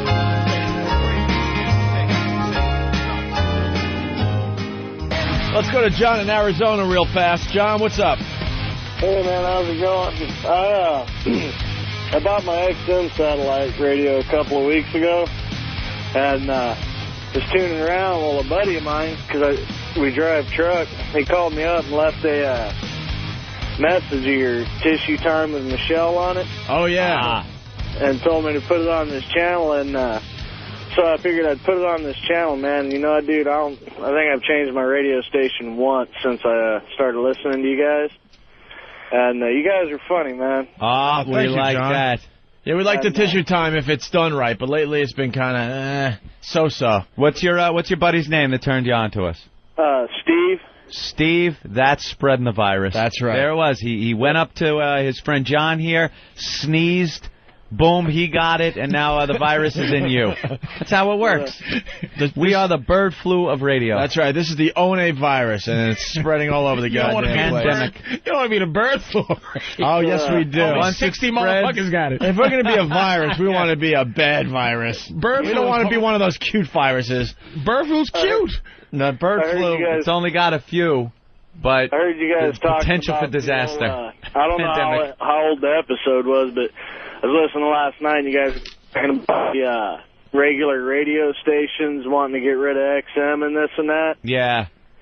And, you know, when I go back home, there's a radio station I always listen to, but, you know, whenever that radio station back home gets to the point where Boring! This guy's relaxed, isn't he? You gotta love them. To them, where I can listen to them when I'm up. I get it. This is like what it's like on the porch. We get it. Just drinking a couple. Oh. Yeah, let me tell you. Bottles and James. They're drinking some bottles of James on the porch, looking out, going, yeah, see the wood line? I'm looking to push it back another maybe 25 yards. It's going to give me enough room for a fence. Put it there, and then I'm going to fill this deck out for a little ways here. God bless that guy. He's so relaxed. God bless this dude. And it's like there's no white people anywhere going, you know, he's giving white people a bad name. They were just relaxing. If that was a black dude on there, somebody would say, look, man, slavery's over. All right, John. If a black dude was going, you know, the thing with the thing and the toodles with the lulums. Why they all gotta fucking sound like... John, thank you. Guys, just let you guys know, man. I love you guys. All right, thank you, John. Oh, Thank you. man. Yeah, well, looks like you have a lot of time to listen to this show. Had to buy a couple of new retreads for the truck the other day. Blue one going down. I figured it was such a good deal at the store. I pick up 2 of them, so that's what I did. I got 2. You sound like he has secret like chicken recipes and everything. Oh yeah, I make great gravy. You know, the trick to the whole crust is just putting some chewed up, crunched up cornflakes in it, and it just you wouldn't even know it's cornflakes, but what it does to the chicken is amazing. And what I could do with a steak, let me tell you about it. I open up, what you got to do is I only used a Weber grill, which I put on the outside, and only charcoal, none of that gas stuff. And you're sitting there, and all his buddies are standing around with the beer. Yeah. Oh, King of the Hill. It's King of the Hill. Oh, that is exactly what that was. God damn. That guy don't have a worry in the world either. And you could just sit and listen to him talk. And Happy-go-lucky guy. Oh, gosh. Must be nice. Jim in New York. What's up, Jim? Hey, fellas. Good morning. Happy birthday, Patrice. Hey, listen, I turned my boss onto you guys. We bought him an XM radio for Christmas. He's always been a Howard fan, didn't know who Opie and Anthony was, turned him on to the virus. He's fucking hooked, man. Cool. Very good. Thanks, That's Jim. how you it guys spreads. have a good holiday. You too. Yeah, it's spreading all over America. One to the other. Here's this guy in Atlanta. What's your name? Hemant. Hermont?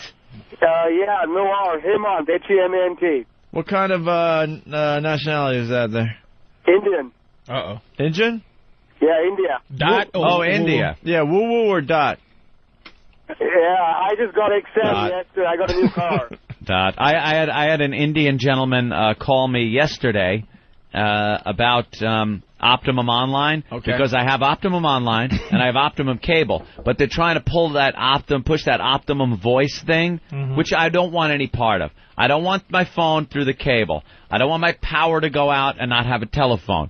I don't want 911 to not know my address, because if you dial 911 through the Optimum voice, as of yet, they haven't figured out how to get your location with that. I just don't want it. And my phone bill isn't that high where I need Optimum voice. But they keep calling and pushing and pushing. And this guy calls up, he goes, hello, and you know customer service has subbed everything out to India. So the call's coming from India, wherever. I'm getting the call. And again, his name was... I am Robert calling for Cablevision. I go, no, you're not Robert. You are not Robert. This is Darren. Darren? Yes. You're not Darren. What's your real name? They just make shit up. This is Darren calling from AT&T. What? Your name is Darren and AT&T? What? What? Hermont. Darren. In Atlanta. What do you got today? Name is Hermont. That was funny, though. This happens to me also, but, you know, when the calls go somewhere else, then it's even worse. But anyway, I just got a new car, and I got XM, and this buddy of mine, Joey, he told me to listen to you guys, and I just did, and I think you're really funny. There you go. So, Thank you, Hermont. Right in front of our eyes. Indians laughing? I didn't think you motherfuckers laugh. This is really funny. That is very funny. I didn't realize. I don't sound like that, do you? Do I? Yeah, you do, motherfucker. Yes, you do. You have a slight case of ibble-dabble. You will go to Pankot and find a stone. That's how you guys. That's what every service guy that calls me for. You don't sound like the guy from the Temple of Doom. Not quite that bad. You don't sound that bad. You sound like you're one generation. Your kids won't sound like you, but you don't sound like your parents, so you're doing all right. You're getting there. I sound like somebody who's been here for a year, so it's slowly changing. Yeah, it's really slow. Man, yeah, it's a little bit. You still got the at the end of everything. I knew when the crops come back, you had found a stone. Here's the guy that sent in the office. When my agent will imitate me, you don't play that. All right, Herman, thank you. Oh, God damn. I think we're done with you for today, all right? There you go. Keep in touch. A month. That guy has no idea what he's missed. Really... That guy thinks it's the Opie, Anthony, and Patrice O'Neal show. He don't know what Jimmy is. There are people listening that have no idea who Jim Norton is. He doesn't know Jimmy Norton from a hole in the wall. This thing is just growing. From a dot on the head.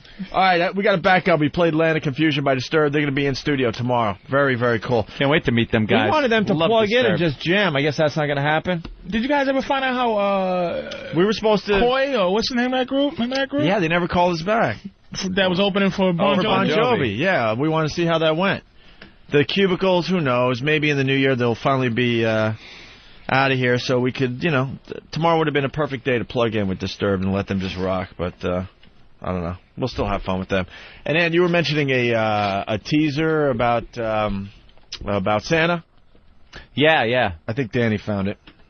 You better watch out, because these Santa's helpers seem more interested in cash than kids, and we caught them undercover. Tomorrow on Fox 5 News at 10. What is the problem? What could the story be?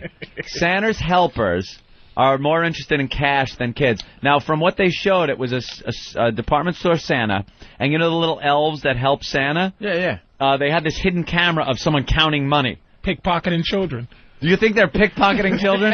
Or pickpocketing the parents that are waiting for the thinking that in order to get up on the line a little, maybe they're taking some payoff. Payola? That's to get up to the front of the that's line? just a theory I have. I don't know what the story is, but what else could it be? Or are they pre-interviewing the kids and going, if you want that PSP, give me $10, I'll put in a good word with the big guy. That's impossible. Well, what the hell is it? Hey, come here. You think it's just to cut the line to make it a little money? Kid, come here. Dude, that's impossible with the line cutting. Sit on Muggsy's lap. I'll tell you what you're going to get for Christmas for a couple of sawbucks. There's no way it could be anything more than just, a couple of bucks and your kid gets up on the line quicker. Can't be. Because it's the store helpers, that they said Because somebody beware. would snitch. That's not an undercover thing. Someone did snitch. But that's a snitch thing right away. That's like if the guy goes, hey, give me like, $2. someone goes to the manager. Excuse me, man. Like, especially with white people. Let's face it, Anthony. Come on. Pay to get up to... Or the person that isn't paying would sit there and go, why is that child being led up to the front when I was here? Or if it was anywhere where some black people was lying, there was a big fuck that. Oh, yeah. Fuck that. My child been waiting. Fuck that. You ain't going, I ain't nobody paying. There's no line cutting in the black community whatsoever, I bet. Go to Great Adventure, my friend. It's a great adventure. I'm saying in an all-black environment, there's no line cutting. No, there's no line cutting, man. All black? Serious in an all-black community situation, I bet a lot of money there's no line cutting. There's not only no line cutting in the black community, there's no space between you and the person in front of you. To allow any line cutting. It's like there's no, you can't stand there for a second while the person in front of you is moving. Yeah. You can't even stand there for a second. Keep moving, motherfucker. Nah. Or someone's going to cut in front of you. I hate that shit. All right. Airport line, you're waiting and you leave a whole big gap. I don't care that no one's getting in it. It's just I want to know I'm a little closer to my destination. That's all. I almost punched a gentleman on Thanksgiving. A gentleman? A gentleman. What did he do to you? I had family come in for Thanksgiving. We went to a restaurant. Screw that cooking shit. Nice. And we were parking one of the cars. And my neighborhood was closed down because they were blowing up the Macy's floats there, the parade floats. So everyone headed toward the garages because there was nowhere to park on the street. And we were on a very, very long line trying to get into the garage. We had to wait like an hour just to get into a garage. Complete nightmare, Ant. Dude. And that's when the grease works. That's when the grease works. And we're making our way to the front of the line, and all of a sudden this white guy who has a lot more money than anyone else around him just figures he deserves to cut everybody. God bless. And he starts cutting. Did he slip the guys a couple of bucks? Dude, he started cutting. Yeah. My brother-in-law, who's from Long Island, doesn't have the New York attitude. Just the only thing I could think. Goes up to him and goes, "Hey man, a lot of people are waiting here, and not cool. These guys are going to be really pissed." And the guy's like, "Well, I'm just going to I'll let maybe one or two go, and then I'll sneak in. I got a family waiting in a restaurant right now." Oh yeah, like no one else is. So my brother-in-law walks away like, "All right, that's a perfectly normal excuse. That's fine." Yeah. And I go, "Mike," I call Mike to the car. I go, "Mike, what did this asshole just say?" And he tells me, I go, jump out, slam the door right in his face. I go, "You motherfucker. You ain't fucking cutting this fucking line." I just lose my mind, right? He goes, calm down. I'm like, "I ain't fucking calming down. You're not cutting this line." And then he gives me the line, he goes, "I got family in a restaurant." And I go, "We all have fucking family in restaurants. It's Thanksgiving, or they're at our houses. Get the fuck out of here." What do you think everybody's in line for? Like, to what, motherfucker? I can wait. I don't need my car or anything. Everybody in this parking lot's going to a rest. You're all out for that type of shit. Yeah. Oh, dude, and everyone was losing their mind. I was the only one that jumped out of the car, and that's what amazed me. I'm like, none of you other assholes behind me are pissed at what you're about to see here? These guys will do anything for a 10 spot. You got to be discreet though. So then the guy's like, "Whoa, I don't want any trouble," and pulled away. And then I get some beeps from the cars behind me like, "Oh, thanks for taking care of that." Like, you fucking pussies, man. I'm the only one that's outraged by this. I can't get that outraged about a lot of things. I'll do anything to get ahead of somebody. I never in my life have waited in the off ramp part of to people waiting to get on the right side of the road and this, that. I go in the regular traffic until I get to the stripe line. And then you dart in. I go right into the elbow and I just do it. I battle it out with those people, but I do it myself. I don't. I just. Kenny, Jersey. Yo. What's up, Kenny? Gangsta Fag, yo. Oh yeah. People want to hear Gangsta Fag. All right, we got it. The name of the band is Gangsta Fag, or the name of the rapper. He's a black hardcore rapper, but he's gay. Yeah, but he's gay and he's proud of it, and he raps about it. Shit, you ever get him on the phone? We're trying to find this guy, right? Joe Rogan turned us on to this guy. Joe Rogan gave us this CD at the poker thing in L.A. when we were broadcasting from that last year. And it's one of the favorite things we like doing on this show is playing some Gangsta Fag. Well, favorite? I don't know. It's up there. It's disturbing. It's very disturbing, but people enjoy it out there. Are you playing the one about... he wants it. He wants it. This is so bad. It's so disgusting. You want to set up the song for Patrice? Well, it's a Gangsta Fag. Well, the song's story is there's this gangsta, and he's a fag. Okay. And he hooks up with this white, I don't know, he comes off like a businessman kind of guy. Rich businessman. Who's married, has kids, but nice house, nice job. He's bi-curious, I guess, and checks it out. And once he's had a taste of Gangsta Fag, he doesn't want to, he latches on to this guy. And just wants him all the time. And Gangsta Fag just, used him as a lay. And he intricately put this together. Yeah. In a rap song. In a rap song, and it's just disturbing. Listen. That's it.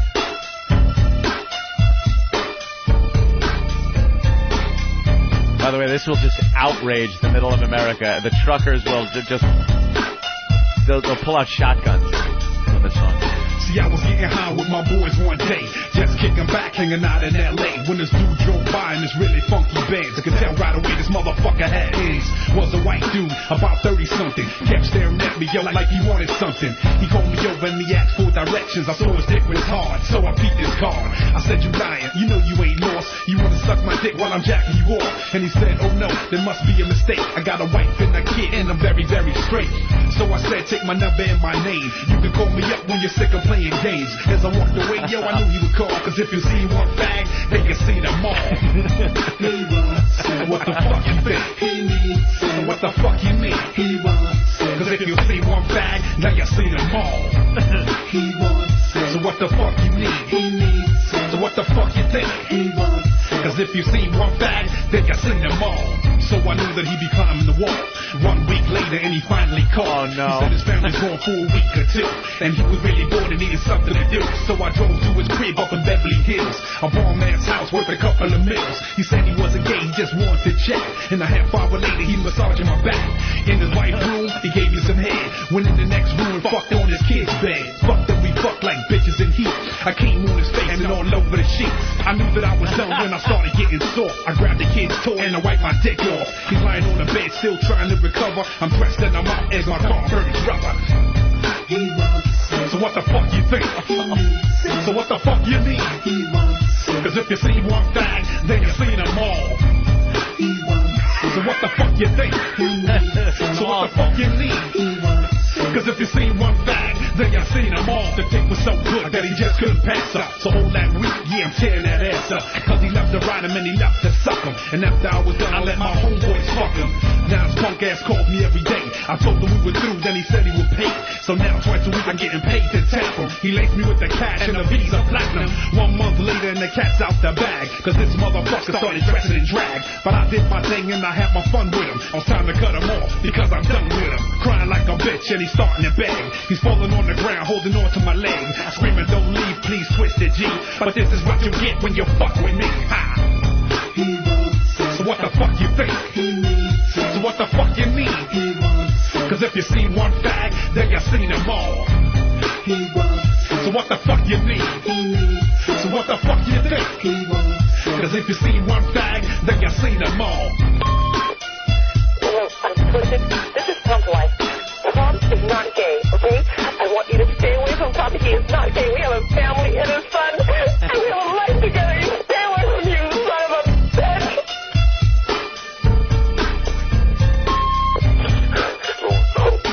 Twisted, this is Tom. I'm calling because I miss you, Twisted. Twisted, please call me, please. I miss you. I miss your fucking cock. I miss your fucking cock. I'm so fucking mad. I love you, Twisted. Please fucking call me. Don't do this to me, Twisted. Please. Fucking guys, please.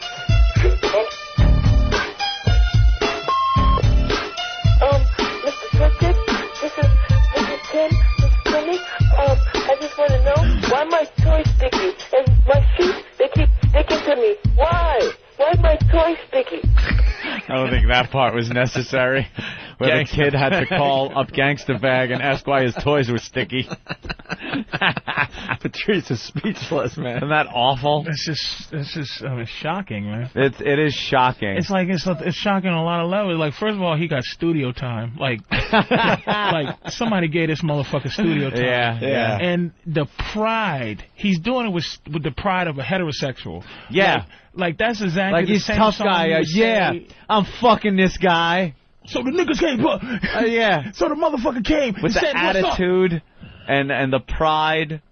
Like that's how it really went down at the thing. He walked up to the rich white guy's car. Yeah. And goes, "I see your dick is hard. What's up, nigga?"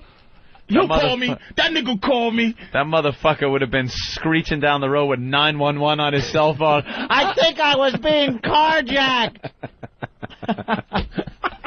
Not fucking getting his phone number and shit. What's up, motherfucker? Yo, what's up? What's your name? Anthony. What's up, nigga? I heard you was worried about home invasions. If I'm there, don't worry about that shit. I got you. Opie. Damn. We got a trucker on the line. That's a dope-ass name. Mark the trucker. What's up? Motherfucker. Mark. Yeah, what's up? Hey, man. What's up, Mark? What's up, Mark? I just called to tell you, man, that's about the most fucked up song I've ever heard. Why is it so fucked up, Mark? Why is it fucked up? Talking about grabbing the kid's toy and wiping his dick off with it, man. Come on. Well, what's up with that? What's wrong with that, nigga? You ain't got no kids' toys? Where you at? That's just too much, man. You got room in the back of your truck, nigga? All right, thanks, Mark. Gangsta Fag. Gangsta Fag. What's up? He's a tough fag. one. He's like... He's a tough guy there. Holy Josh shit. in D.C., what's up? What's up, guys? Hey. You know, the song isn't half bad, but like you guys said, he's acting like he's some gangster guy. Instead of talking about bitches and hoes, he's just talking about another fag. Well, I'm trying to tell my story. Yeah. People don't hear my story, so if you could, I got to tell my shit. You know what I'm saying? Why is it just got to be bitches and hoes? Why is it got to be Why bitches can't and it be hoes? tearing some man's ass You up? understand? Fuck that. You can back this one up. The black community wouldn't accept this. I mean, I work with a lot of rap artists, and I know they wouldn't accept this, especially Washington, which is a heavy black area. They wouldn't accept this. Yeah, I think it would be a little rough if you're like touring around town with your windows down, cranking up Exactly. Gangsta Fag. Yo, fuck that. Niggas respect me and my pink rims. Yeah, pink rims. Hey, Stuart from Alabama says, nothing like having your stepdad walk in as you're listening to the little Gangsta Fag on your PC in Alabama. Yeah, that's something you don't want blasting too loud. And the music had just a touch of gay in it. Bing, Yeah. bing, ding, ding. Bing, bing, You want to hear another track? We've never played another track on the show. Play it. Just Let's play see what a Gangsta. follow-up is. Yo. Go ahead. I think this is called Closet. Yo, your balls look good, son. Yeah. So I'm sucking on some balls. I think about the past and it hurts. Just a little kid growing up in the church. Fearing Jesus, believing in God. 8 years old, and I knew I was odd. Staring at the other little boys in the class. My mouth is dry, my heart's beating fast. I'm in the restroom, I'm taking a leak. And every chance I get, you know I'm taking a peek. They looking at me, so I turn away quick. I can't get caught staring down at the dicks. I want to hold it in my hand, but I'm scared to try. I want to put it in my mouth, and I don't know why. Holy shit. Just an explainer. And he's a gay Eminem, man, with his storytelling. Because he could be just a guy that went to jail. Yeah. And he's not a sissy, but he's a fag. I don't know. He said when he was 8 years old in church, he's looking at guys, little boys in there with him. And oh, damn. You really wanted did listen to the story. You know what I'm listening to? The brother's telling a story, Patrice. I'm trying to share this shit with Put you. it out there and you're blowing that shit off. I'm trying to share this shit with you, and you making light of the shit. You know what I'm saying? I told you I was having difficulties not looking at men's balls. Ain't you feeling the brother? You know what I'm saying? What's the matter with you? And don't come in this motherfucker with your name being Opie no more, because I can't concentrate up in this bitch. Go by Greg. You go. And you. Stop opening your eyes, motherfucker. Can we get back to his sunglasses, nigga? Can we get back to his story? Yeah, all right. He's 8 years old so far. He's in the church bathroom and he's looking at some dick and wants to keep his eye off the dick. He wants to touch it. Why? These are the things that I'm hoping to get every single night when I'm stroking my dick.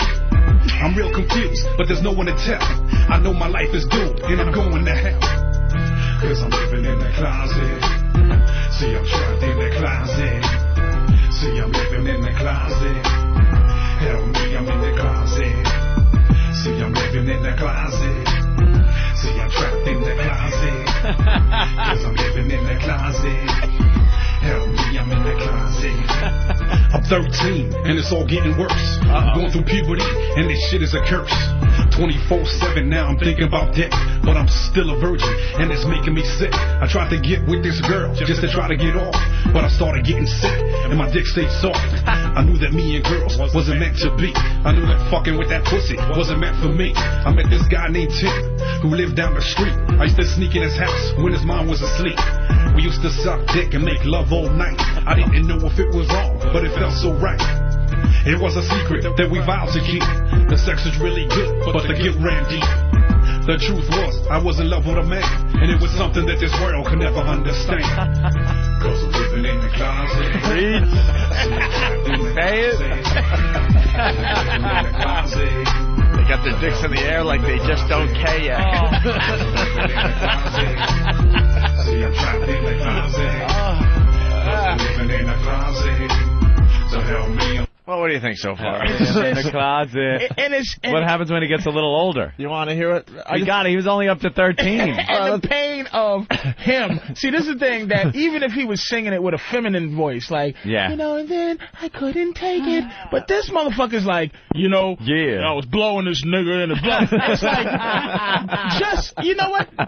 To even tell a story about how I got stuck up in the park with a pistol is painful, but he's just going through the life of a dude that sounds like this. Yeah, and man. God knows what he looks like, and he's like, and he got enough balls to go in a studio and put this out, and in the rap world, and now there's going to be R&B songs like where he's trying to get like the the rap part of the R&B song. Right. You know, like Mariah Carey, like, oh, we love each other. And he's like, you know what? I don't love you, bitch. I love this motherfucker. I need some dick. I need some dick. Where's Usher up in this motherfucker? All right, let's see what happens to him here. What happens to him? Every day that I awake, I pray the Lord myself to take, 'cause I'm a victim of my fate, because this world ain't right with me.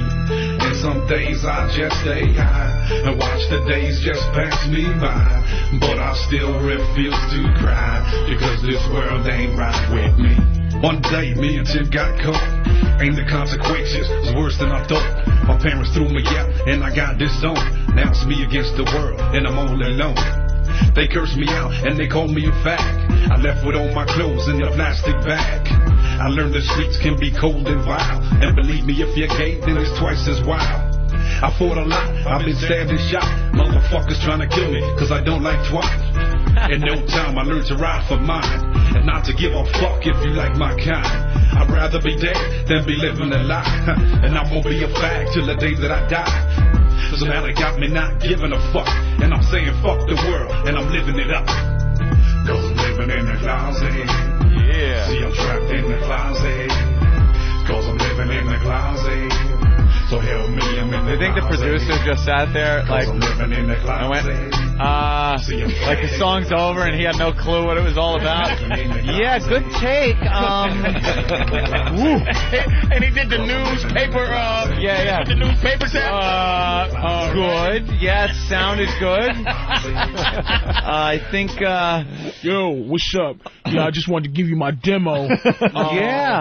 we listened. I worked hard on this. Well, you know, I listened to it, Gangsta, and it's a very limited market you're going for. I think you're looking at a niche here that's a little hard to fill. Yo, trust me, motherfucker. There's mad people that's gangsta fags, and they gonna buy this shit. Trust me. Yeah. 10% of motherfuckers is gay. Now that's a lot of motherfuckers. And you heard me include a white boy in one of the songs, nigga. That's so some crossover shit. I'm trying to cross that shit over, yo. I sucked a white man's dick. What the fuck? You know what I'm saying? This is what I'm talking about. Niggas can't get a fair shake. I fucked a white man. That could get me on a country charts, motherfucker. Country. You don't think the he is hardcore, man. Oh my shit. Gangsta Fag. I saw he has a MySpace. Is that true? And was Rogan. it a MySpace account or is it Joe Rogan's account? It's a MySpace. It's a MySpace. Huh? Rogan was his friend. Oh, it's fake? Oh, it's a fake one? You sure? Yeah. It's got pictures of us all over. Oh, it's got pictures of us all over? Somebody. That's great. Oh, great. Oh, who was that businessman? Well, you want to hear one more? Fucking why not, man? Pump up Gangsta Fag. I'm looking at him going platinum. Here's a song called The Faggots from Gangsta Fag. Oh, okay. Another motherfucking twisted GB. This one is dedicated to Mr. Eminem. Got something for your ass, Mr. Eminem. Oh, he's gonna fuck Eminem. Oh, yeah. Oh, Jesus, this is rap's worst nightmare, this nigga here. Yeah. 'Cause I remember when I saw you on the first date. On your video with you and fucking nurse straight.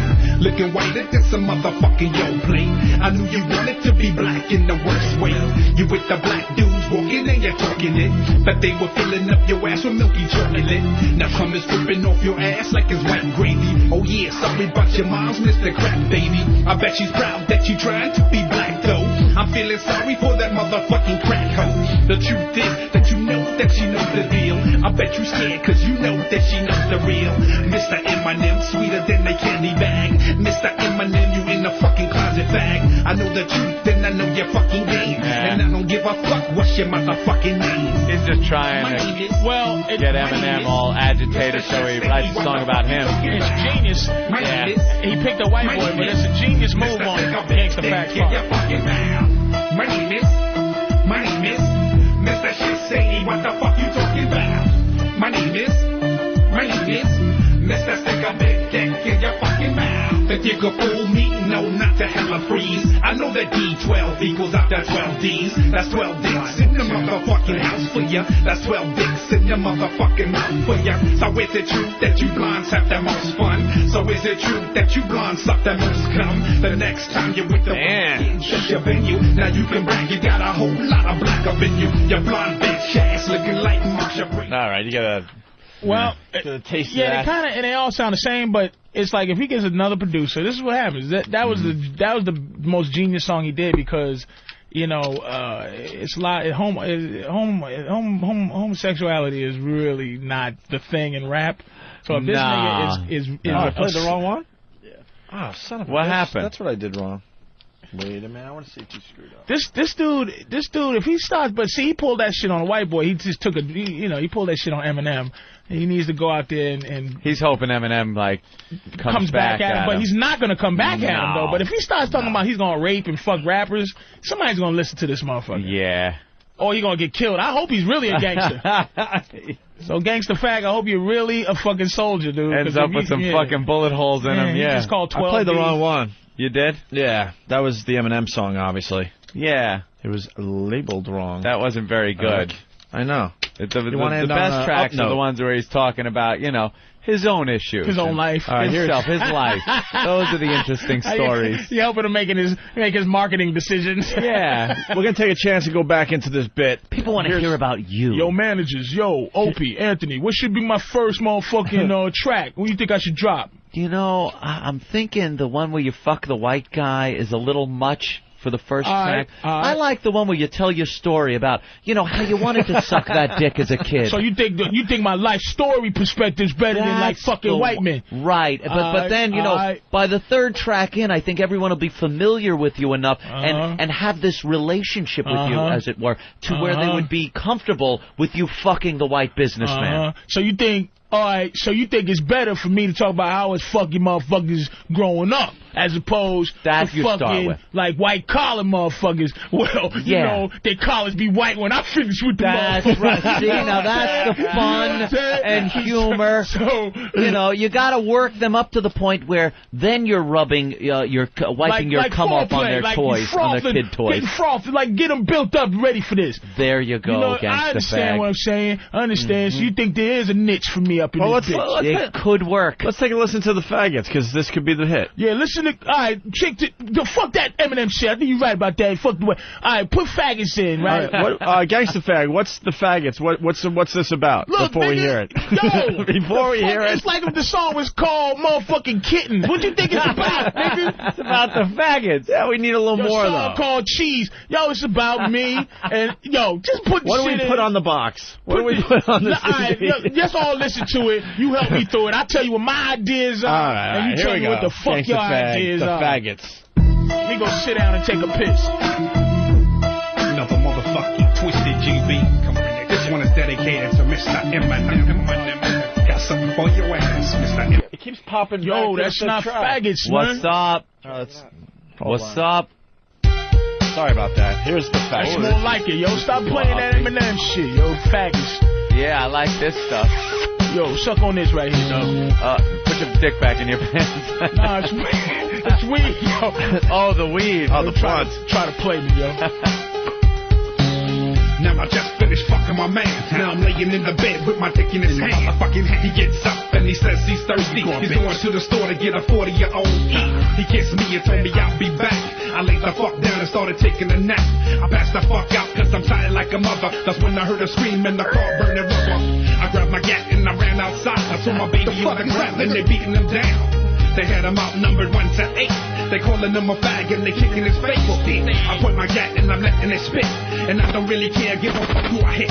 They jump in the car, now they run like bitches. The dead motherfuckers just dug their ditches. Run from the faggots, run from the faggots. You know it's with the G came to bring the fuck, yes. Run from the faggots, run from the faggots. I guess you picked the wrong fucking bag to fuck with. Run from the faggots, run from the faggots. You know Twisted G came to bring the fuck, yes. Run from the faggots, run from the faggots. I guess you picked the wrong fucking bag to fuck with. Now you gotta admit, it's catchy.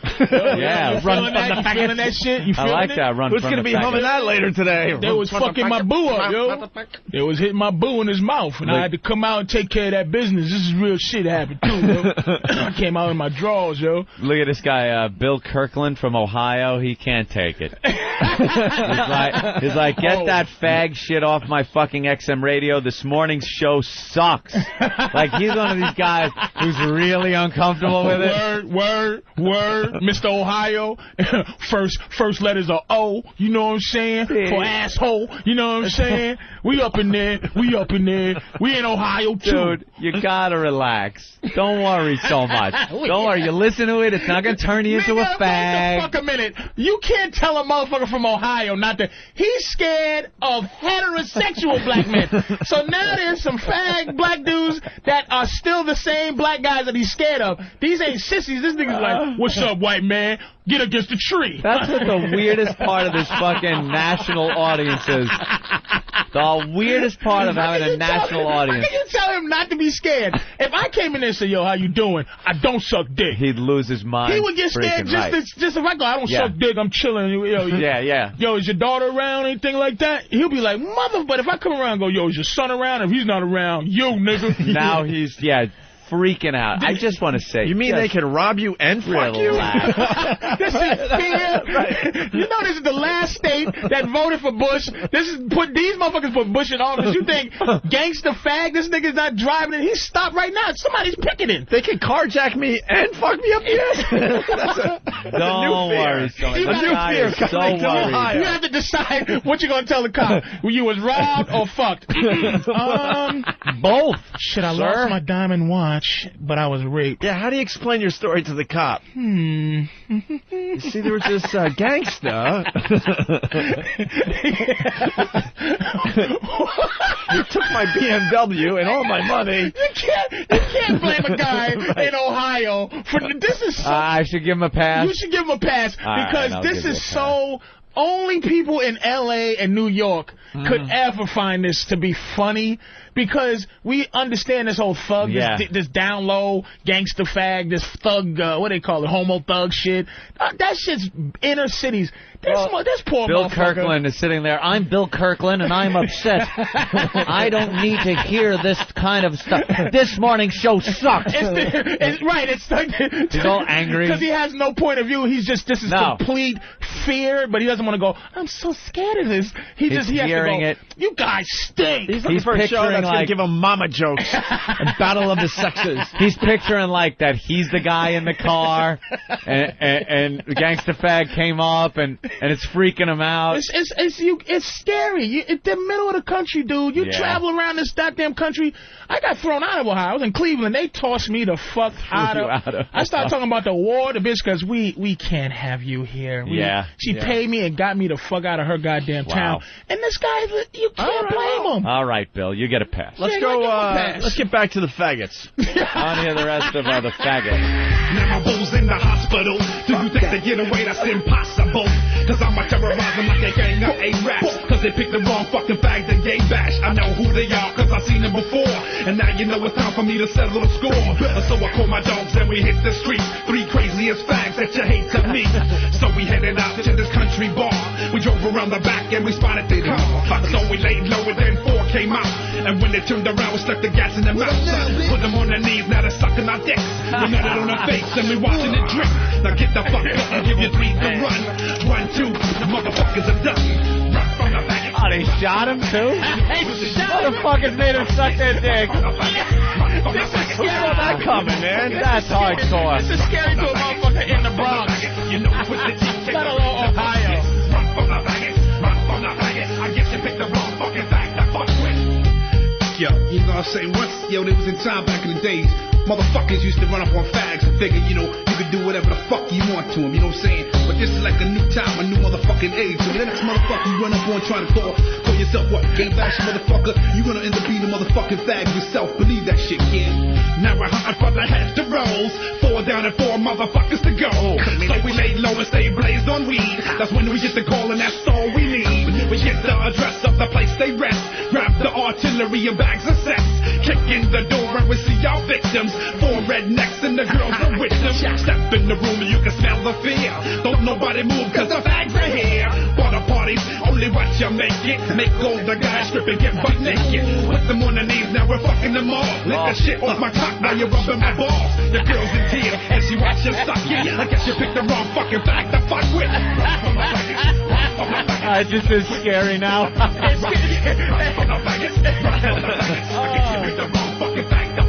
I'll murder your ass, and then I'll murder your ass. And your girl's gonna watch.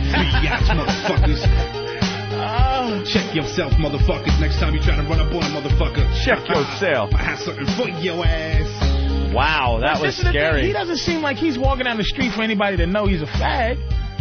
Like, well, it all depends. He could be all tough and shit and dressed like the goddamn Village People leather guy. Then you'd know. Well, and the tough thing too is that no matter how tough of a gay guy, he fucks you up, you still got to explain it. So if I get my ass beat by a gangster fag, I still got to go. Everybody's laughing at me, and I still got to go. He'll fuck you up too. He's a big guy, man. He'll whoop you. That motherfucker can fight. Don't you think just because he's a fag that that nigga can't kick your ass? He got fists like a man, and fags are sneaky. You know what he did? Oh man, let me tell you what he did. That nigga, I got a picture of that nigga, man. He on MySpace. Look how big he is, man. He knocked you out. I bet he would. The guy is frightening. Let's go to Cindy in New Jersey. Cindy. Hi. Hey. Have you guys ever heard of the Stonewall in New York City? No. All right. Well, it's a big gay bar, and they have Good Thug answer, Night. Opie. Thank you. Huh?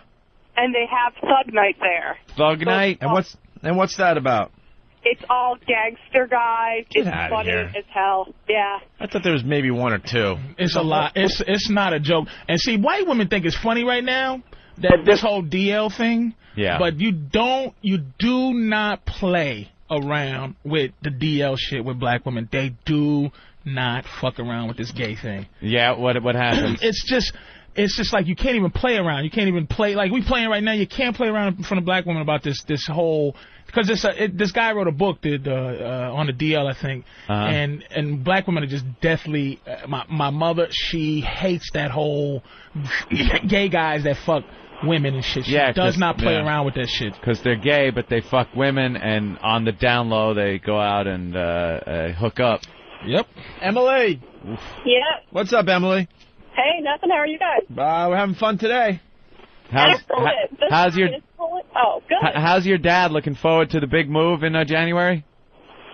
And where? Oh, I thought Emily. Sorry. I thought it was another Emily calling in. Wow.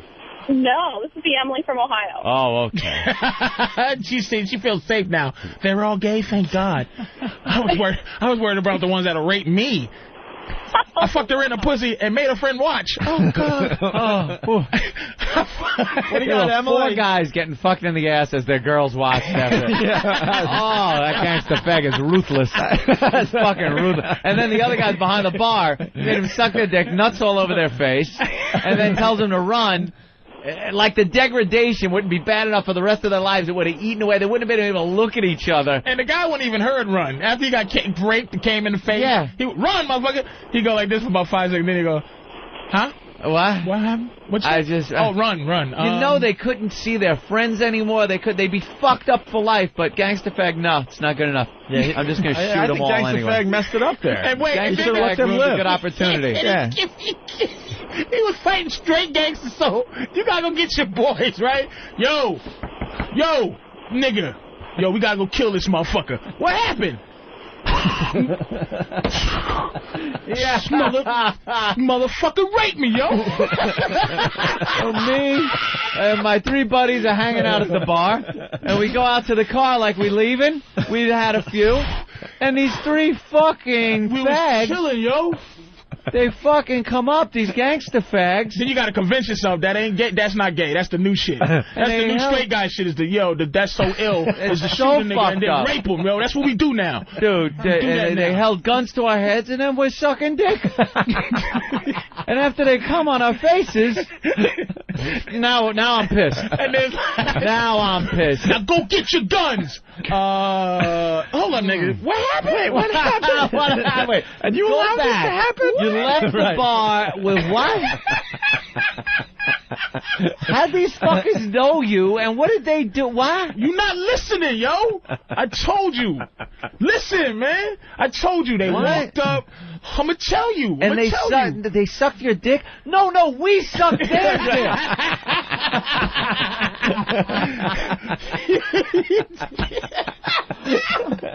Get your shit, man. Get your shit, yo. Yo, we got to ride, son. We got to ride. And he looks at his watch. No, look at this. I got shit to do around here, but I would love to help you out. You should call the police. Yeah. Nigga, we gangsters. We don't call the cops. I don't, we deal with drugs, murder. I don't know, not rape. You can't. I've never heard this before. Sit down. Yo, I got it, man. I'm all fucked up. Yo, go with the OE. Nah, we're going to have some tea. We ain't fucking with those homo boys. Yeah, this is tea time. That is rough. That is This is rough. green tea time. Just sit down. Let's explain. Little chamomile. Let's go to relax. Let's go to Emily. I think, Emily, we'll try you again. What's up? Hey, nothing.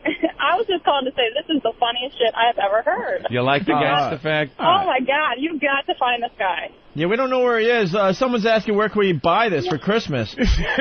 Joe Rogan just handed this to us at a poker tournament in L.A. That's all we know. This is Rogan. Purchase that? I know. Did Joe Rogan purchase that? I have no idea. Maybe we could get him on the phone. Or I don't think Joe Rogan has anything to do with Gangsta Fags. I would be very surprised. You okay? No, Rogan handed us and said, man, this is some of the funniest shit you'll ever hear. That's what it is. No, man. Ben could email I'm pretty Joe and find out. far from okay.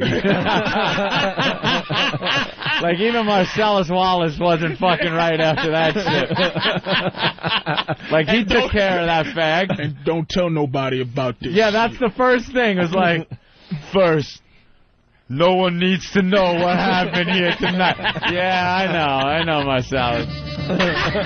Second, I'm gonna call some hardcore pipe-hitting niggas. Hard-hitting niggas. They're gonna work up Mr. Rapist here with a pair of pliers and a blowtorch. And then they edited out his friends coming after he told that.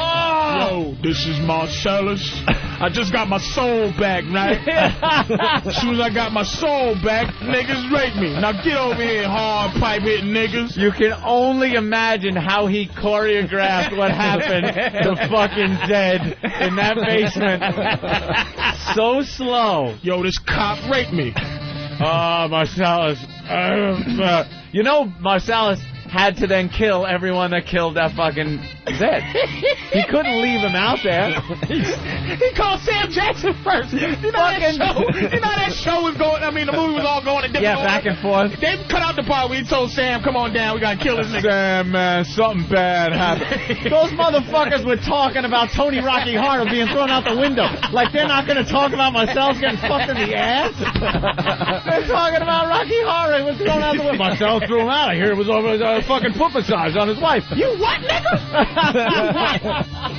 Vincent, shut the fuck up. What'd you say, Marcellus? You got fucked in the ass? You got raped? Nigga, I'm having a corn muffin and I'm gonna walk away from this. Quit. I quit. I ain't killing nobody else. You called a wolf to clean that shit up. Nigga, you better he called him Harvey Keitel. Nigga, call Harvey Keitel behind this shit. They was fucking your ass. Oh. That nigga was on some mushroom cloud laying shit on your ass. God, you need the Bible, nigga. Holy crap. That was it. Oh, my God. Yeah, of course. There you go. When those little scamps get together, they're like a sewing circle. He be giggling as he's trying to be tough, and motherfuckers going, you giggling? No. Yo, man, you my nigga. You want him to take that Band-Aid off your neck and put it on your ass? Boom! Any other jokes? Yeah, Marcellus, I'd rather die than to not joke about you getting fucked in your ass. You are not the boss no more, nigga. I'll take a pack of red assholes. Red apple. Shit! I knew I'd say that in front of him. Oh, my God. Gangsta Fag. What a find. Let's go to Devil Dan. Devil Dan, what's up? No, we lost Devil Dan. He was wondering if that's the soundtrack to Oz. Let's say hi to Rob in Montana. Rob. Yeah, hi. Even a redneck motherfucker like me thinks this is funny shit. Oh, right on, man. Because rednecks ain't scared. That Ohio guys, rednecks ain't giving a fuck about some rednecks don't care. They want a Gangsta Fag to come running around. You know what I mean? You go up to the northern states like that in the middle of the country. Now they're starting to go like, hey, enough of this. I've got to drive my car, and people are listening in the carpool. Yeah, this guy, matter of fact, he taped this. He's gonna play that against them when they're practicing with their Jewish dummies that they what they call the militia Jewish dummies down at the firing range. Jewish dummies, and they released the dogs on the black dummies, and they're not worried about it. They're gonna play Gangsta Fag just to keep it. All right, fellas, we've been our momentum has been a little down lately. We haven't been doing what we supposed to do, so I'm gonna motivate you by letting you know what's out there. Yeah. Hit it. I'm gonna fuck you in the butt. Oh, shit. Lock and load, boys. And we gonna play this music real loud. Oh, yeah, they just be unloading. Oh. What the fuck? I'm gonna shoot the speakers. Everyone trying to get in right now. Wheel in Denver. Wheel, what's up?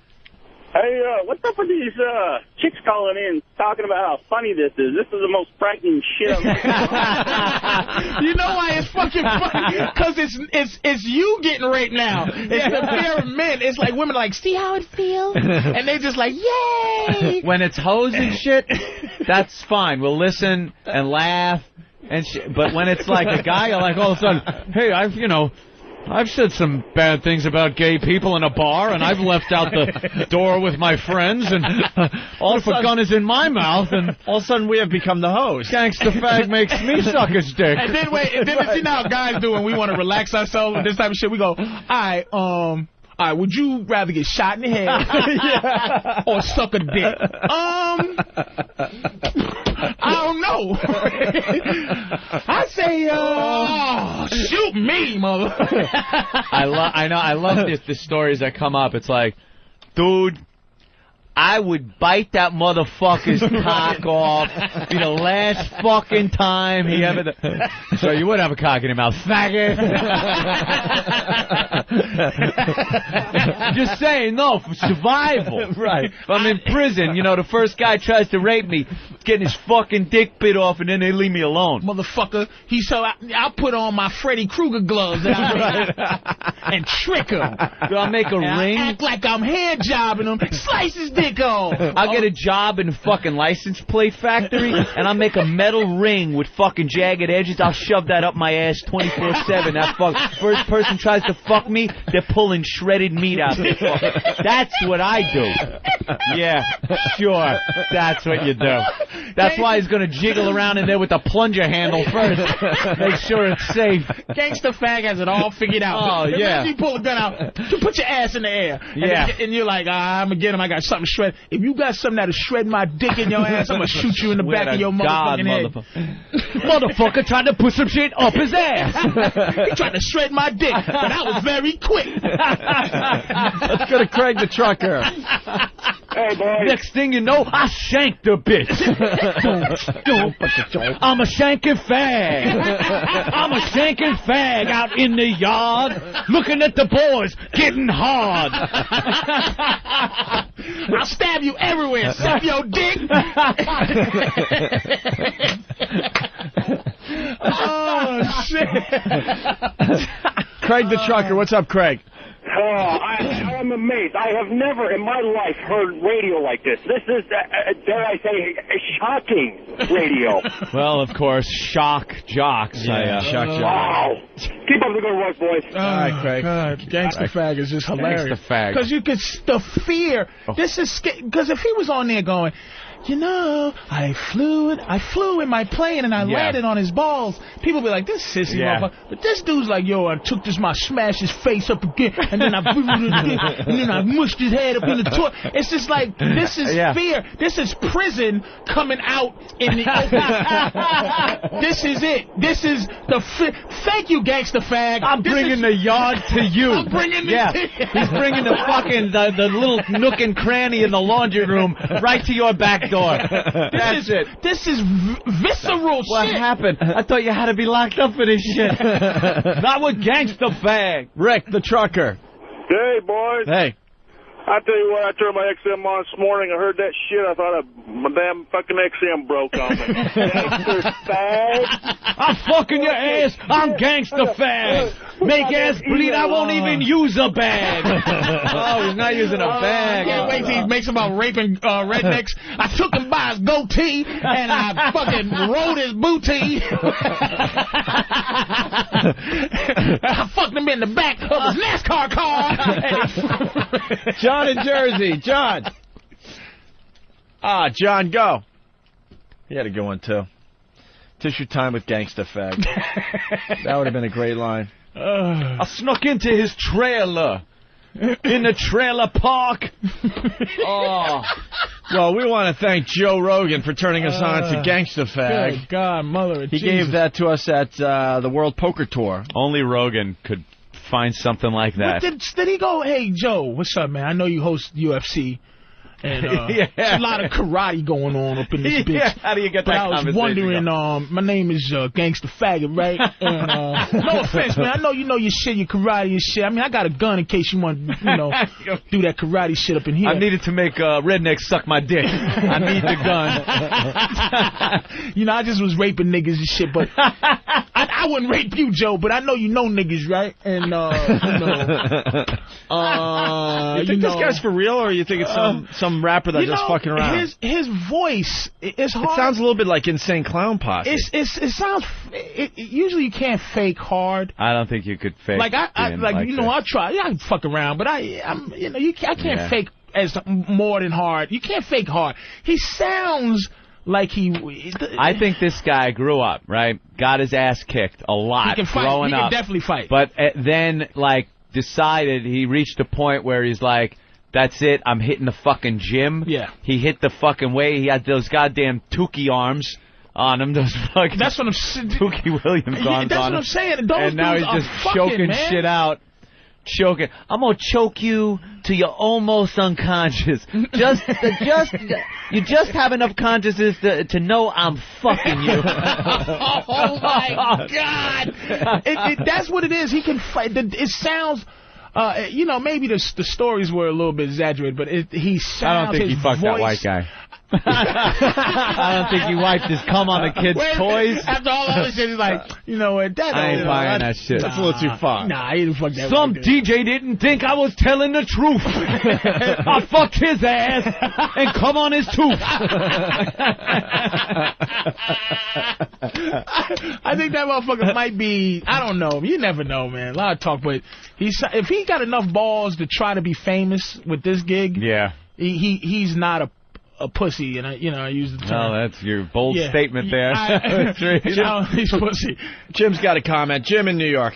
Yeah, this is how Andrew Dice Gay would sound like. Andrew Dice Gay. Hey, so I'm hanging out with these fags. Hickory dickory dock. Hey, write your own joke. Dice was good. There wasn't a woman who lived in a shoe. I hate chicks, so I found a guy to swallow my goo. Oh! There was an old man that lived in a boot. I fucked him so hard. He had to poot. Oh! Andrew Dice Gay. I'm the Dice Man lover. See my sparkled bedazzled jacket? My leather? Used to say Dice. Now look, faggot. I just wrote in rubies and rhinestones. Big faggot. That's what I do now. I'm over here now. I used to be over there. Now I'm over here by the man ass. You ever just shove your nose in a man's asshole and take a whiff? Isn't it beautiful? It's beautiful. And then after you do it, he goes, so this guy walks up to me and goes, Dice, will you suck my cock? I said, sure, I'm a faggot. Oh! You hear me? I blow you. You hear? Oh, shit. All day long. Suck my cock, Dice. All right already. Pull it out. I don't want to sleep in the wet spot. The whole bed's a wet spot. I've been fucking you for hours. Oh! Andrew Dice gay.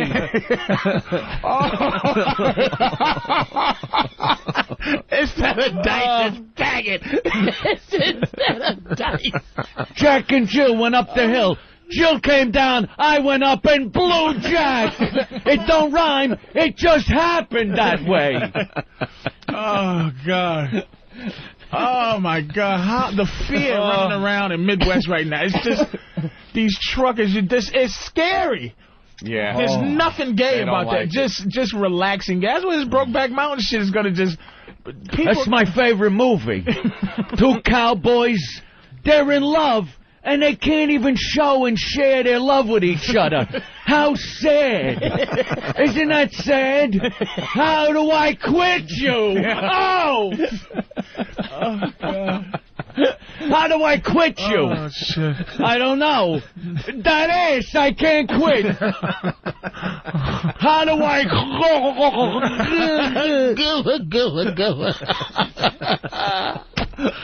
I shoot a load of goo. I used to joke about that. Now it's a sweet, precious gift. It's a sweet, precious gift between two men. Again.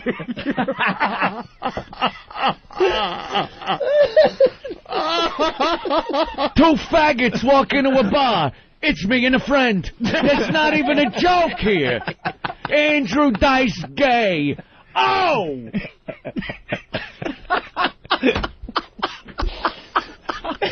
Oh, my God.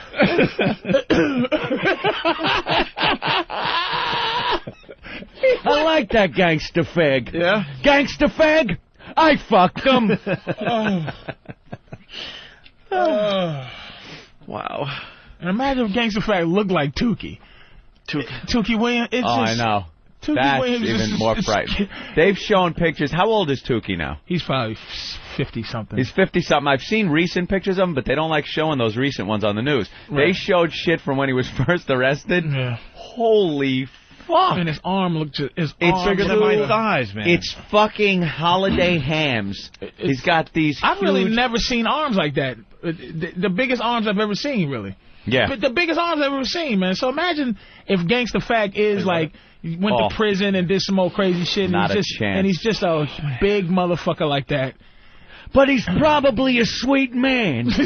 You know, deep down, all men just want to be loved and hugged. I didn't realize this. When I was being angry towards women sexually, I didn't realize it was because I was just a man looking for the love of a man.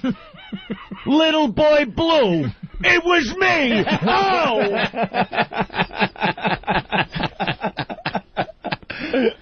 Jack be nimble, Jack be quick. Whip it out, I'll suck that dick. Oh!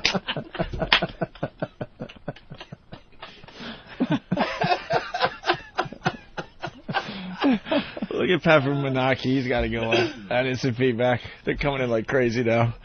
Holy shit. Oh, God. Holy cow. I haven't left this hard in a long time. Oh, God damn.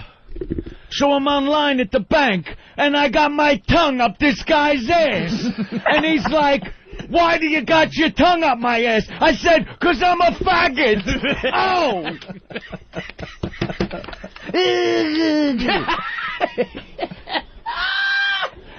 Gosh, right in my face. Gosh. What can I say? I love to come.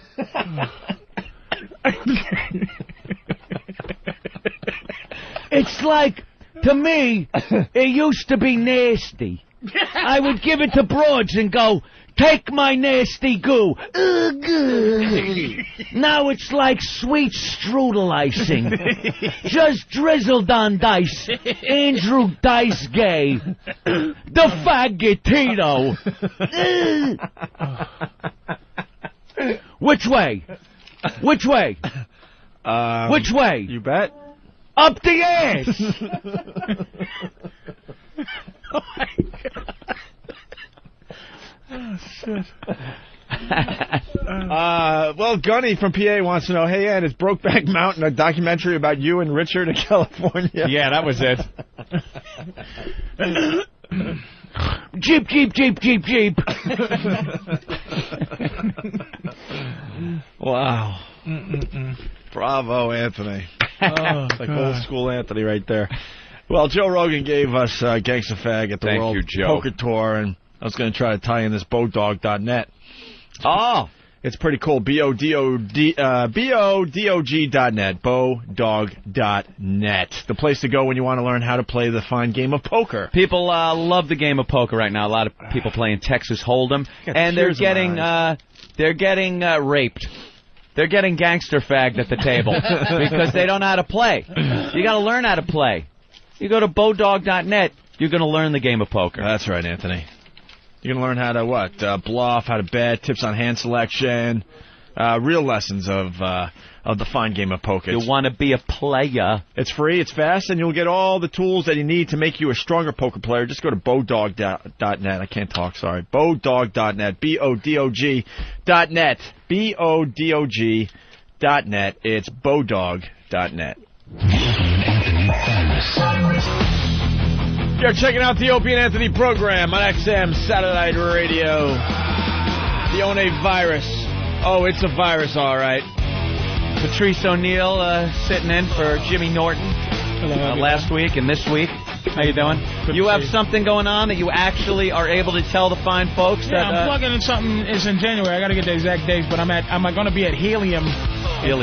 Philadelphia in January, and also in Houston at the Laugh Stop in January. There you go. So I got to get the dates, but all right. So he's going to be there. That alerts them to know to keep listening for details. Patrice is just hilarious on the stage, man, too.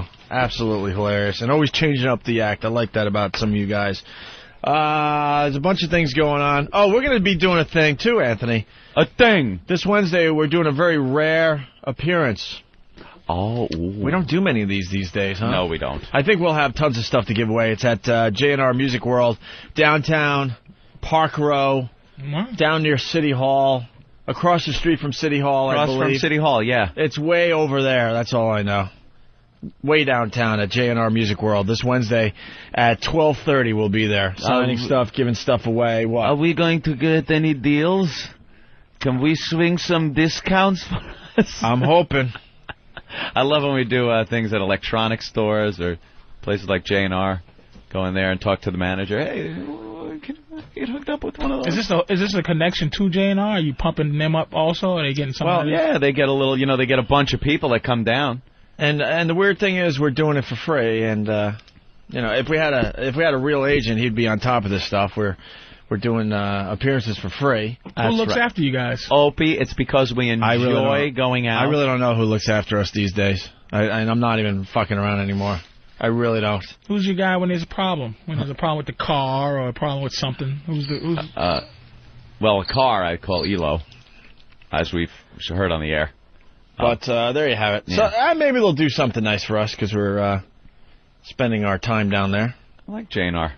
J&R Music World, yes. This Wednesday, 12:30, downtown Park Road near City Hall or across the street from City Hall. Doing some Christmas shopping. Come on by. Say hi. Yeah, we'll get a lot of stuff down there to give away, all right? Let's say hi to Boston Strangler, one of the faithful. Hey. Boston Strangler, what's up today?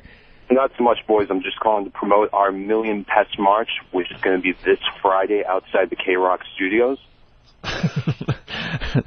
All right. Yeah, well, you guys are gathering as well, right? Yes, we are. We have approximately 200 people now for... Are they confirmed, or are these... there's a bunch of bozos that say they're going to show up and then they never show up. I see you guys bitch about that all the time. These are confirmed. This is confirmed through BAM, who's heading up the confirmations process, shall we? All right, so what time you guys getting together? We're getting together probably around 10 o'clock because the march starts at 11. And from there, you can get in touch with either myself, BAM, or Doug on whackpack.com. All right, the O&A Army's getting together for a little something on Friday. Cool. You guys got to stay peaceful. Oh, we will. We've been in a lot of trouble lately, so we're counting on you guys to be very peaceful, okay? Yep, we have a whole protocol set, so nobody gets into trouble. We have Gandhi T-shirts. All right. We have everything else, so it's all set. And we'll stop by our show on Friday as well, because we got stuff to give away. We'll just start handing out whatever we have. I think we have a bunch of shirts and stuff, okay? Excellent. Sounds good. I'll see you guys then. All right, very nice. Take care. Yeah, they're they're planning some things. Some things, yeah? Mm-hmm. Yeah, good for them. Howard's doing his cute march on Friday, and our pest decided they needed to be there. Friday's the last Stern show? To raise some havoc. I guess so, yeah. What's last Stern? To raise some peaceful havoc. Over there at K-Rock. All right. Kong. 4-star reviews all over the damn place. Two more 4-star reviews coming in. Daily News. When do we get to finally see this movie? Opens Wednesday. Oh, Wednesday? Yeah, it's some kind of thing they do where they want this huge, like, opening weekend tally. Right. So then by Sunday, they actually have Wednesday, Thursday, Friday, Saturday, Sunday under this, so it looks like it's a huge amount right after the weekend. Well, it's going to be I don't think you're going to need trickery with this thing. Unless, of course, a lot of people are thinking, like Patrice O'Neal. Now, I think this movie's going to be giant, huge. It has to make over $500 million to break even. Dude, it is. Is that what they're saying? It costs $207 million, to make. Then the promotions, then his salary, and he gets 20%. It's 20 million or 20% against the gross or something. Dude, this will do worldwide over $1 billion. It has to make that much for it to be a hit. $500 million is breaking even. No, this thing is going to make Titanic money. Massive. Why do you think that? Why? Because it's got everything. Got the dumb love story. It's got the action. Yep, love story, action. Love story, big creature. Action. Lord of the Rings made what? Lord of the Rings made. Rings made insane amounts of money too. Not record breaking. It wasn't in the top 5 or anything like that. Made some big money. Big money, but I'm saying Lord of the Rings was kind of a niche. And it was a little niche. It was a little niche-y. Dungeons and Dragons. A little niche-y. Although it brought in a lot of the mainstream. Yes, of course. So but King Kong this is not all niche-y? about. Fuck no. This is all about mainstream, man. This is what people want in a movie. Is what everyone is saying. Now, Patrice, it's getting 4-star reviews. It's going to be just massive. Patrice not seeing King Kong, you might be surprised as to why. Check in at 11. We'll tell you why. They don't have enough screens to put this movie on. It's going to be one of those movies you're going to see like 5 or 6 screens dedicated to it. I wish I could easily. see it. I wish I could see it. He can't. I can't see it. Why can't you see King Kong? No, I'm going to Kong, whatever. They're calling it Kong officially? Emotionally. I'm not going to be able to see it. This is one of those movies, and it's in every review they've said this. Every review. They've walked out and seen grown men weeping. I can't deal with crying. Over at Kong? this movie, yes. Yeah, man, because they got him as this in-love motherfucker. I don't want to see that. I want to see rampage and destruction, so you go, all right, he should, like, in the very first one, Fay Ray was not in love with, he was a rampaging beast who just goes, ooh, a white woman, and just carries her around. She was scared shitless, screaming the whole movie. She was a possession. Right. She wasn't, like, somebody that loved him back, and, like, this girl loves him in the whole fucking movie. Yeah. And I don't want to, I just can't deal with what that's going to, I won't be able to deal with it. You're really saying guys are crying? Fucking Patrice. Lord of the Rings. That didn't make that much money, did it? How much did it make? Lord of the Rings, Return of the King. Billion. 1.1 billion. Yeah. 1,129 million. Together or just one? This is just one. This is the last one they did. Worldwide? Right under, it's number 2, right under Titanic.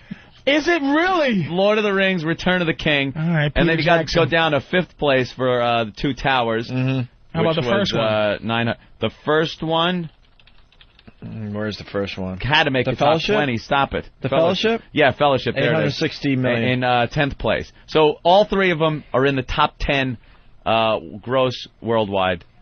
All right. Finding Nemo's in there. Jurassic Park. So Jaws is no longer in there. Star Wars movie. All those old school Jaws. top ones. You like, Yeah, when it was like fucking $1 to get to 48 hours, man. That was like number 46. 48 hours. There's got to be a better way to keep track of this because it's not fair to the old school movies. Yeah, the old school movies. I paid $3.50, This is and that was adjusted. including the popcorn. This is adjusted money. Oh, they do that? Yeah, I remember hearing something on the news about movie gross, and they always do it in Why don't they adjusted just count money. on total tickets? I keep putting Total this paper. tickets sold? Yeah. I think they do. Total tickets sold, and then they apply the new price to those tickets. Let me tell you something. It's a bunch of horse shit. I'm going to tell you who fucked up this whole... Remember there was a time where you did not count the world in this movie shit? What started it? Total Recall started it, where they where it made like $17 here, but it made $400 million. And then they started this whole worldwide sales, and that's the bullshit. That America's the only one that counts, and then the worldwide, it's not going to open until. That's another thing they didn't do. They didn't open movies overseas until like 50 years later. So now they open at the same time, and this is all trickery. But the reason I keep covering your paper, Opie, I know I keep throwing something over there, is because they on the front of the post, they have the picture of the death of King Kong, like you can see he's dying, and then she's sitting there. I don't like it. Now I know there's a bunch of people with, gorilla jokes are coming. I know, but it's like. I don't want to see this with this sad shit. I want to see him need to get killed. Rampaging monsters you don't have a problem with. Like Peter Jackson was saying, when he's in New York, it's not going to be like him killing everybody. It's going to be like him as a scared animal. I can't deal with it. So he's scared, running around. And like if he picks up a bus and, rips it open, he's just looking for the girl he loves, and then he's scared of everything. He's scared, and he goes to the Empire State Building to relive the moment that they had on the... Fuck that! Oh, boy. I don't need that in my life. I hear there's some cool scenes where he's running around because he can't find her, and he's picking up, like, blondes off the street, looking at him, and then just heaving them down onto the ground. Go. Now, if he does that... sounds hysterical to me. If he does that, I'll go see that. If somebody can assure me that he throws a couple of But I'm sure it's women, not in a nasty way. It's in a where's my sweetheart way. The remake, he did that. He saw her, picked her up, and said, fuck this ain't her. If I could see a couple of scenes where he kills somebody callously... Right. I can deal with it. But this is even that though, a couple of scenes isn't going to compensate for the emotion they put into this. It's not like the T-Rex in Jurassic Park where it's just a rampaging, I want to kill you monster, and you have no feelings for it. And they didn't even kill that nigga. No.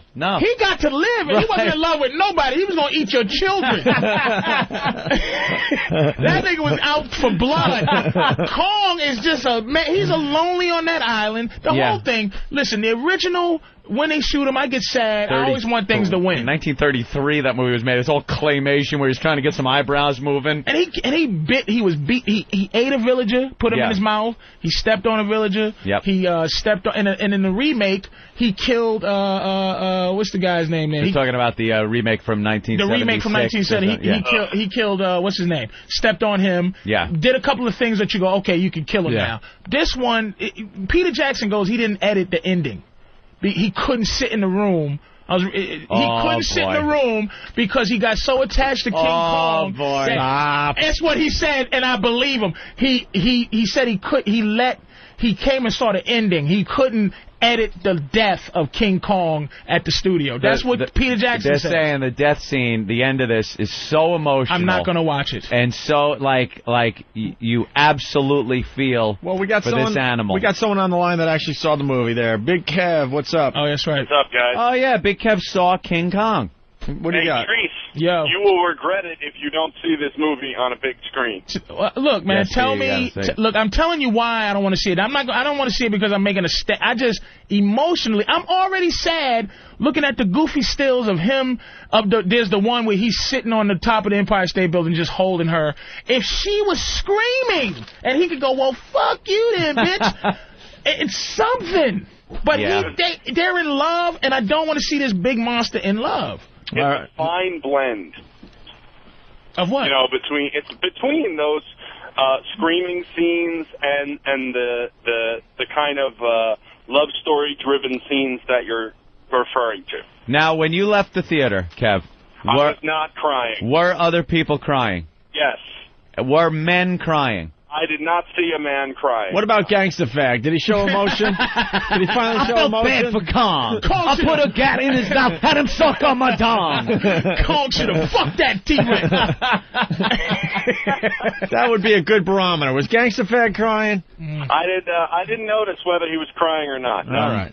I don't know. It seems like everyone is saying very emotional movie. Yeah, it's gonna be big. I'm not against it. Don't think I'm against it for any reason. Like, don't go see it. I just, for my personal, my personal emotional level, I just can't. I'm already sad at the trailers. Just him and this whole, and even when he's fighting the T-Rexes, it's this whole I love this white woman thing. That it's like, it's not like that fight is insane. The T-Rex is like, okay, in the other movies, it's like, hold on, bitch, sit on this tree while I handle this, because this is what the fuck I do. This one is like, oh my god, it's like Titanic, except for it's in the jungle, and then at the end of it, and it was made in 1933, so it's a metaphor for this is what happens when white women, and metaphor for black people, when white women and this big gorilla nigga, he falls in love no matter what the circumstance, we gonna shoot your nigga ass off the top of a building. We know how it's gonna end. We know how it's gonna end. That's a metaphor for that, and it just bothers me. Get off your high horse, the Empire State Building. That's right. Get off up. You're feeling all high and mighty. Uppity niggas.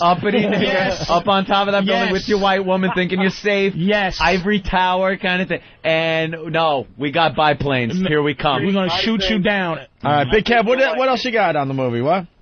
I think, Patrice, I think you'll like it. I think if you're available tomorrow at midnight, I'm doing a screening in Clifton, New Jersey at the Clifton Commons. I'll hold a seat for you. A little pre-screening the day before opening? If I go there, man, I know I'm not going to be... Kev, I'll call Kev, man. I want to see it, but I'm telling you, even the fight, it's just already making me sad. How many T-Rexes does he fight in that scene? 3. The family. Any other movie up till now, there's always been like one T-Rex, and T-Rex is like the motherfucker, and it's always one T-Rex.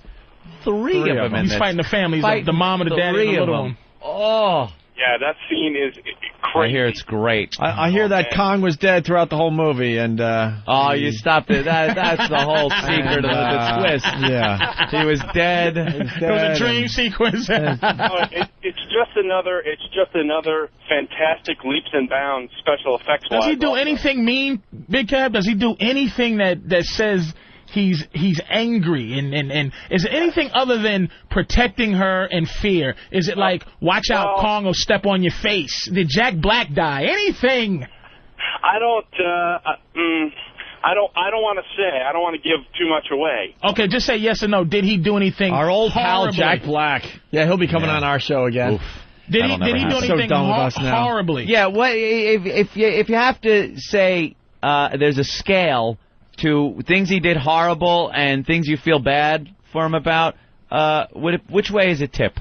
I'd say it's probably tipping towards the, you feel horrible that he's in this situation and has to do these things. There's a couple of bad. Did he kill any of the guys that try to get her in the jungle? Does he do anything didn't happen horrible? in the original.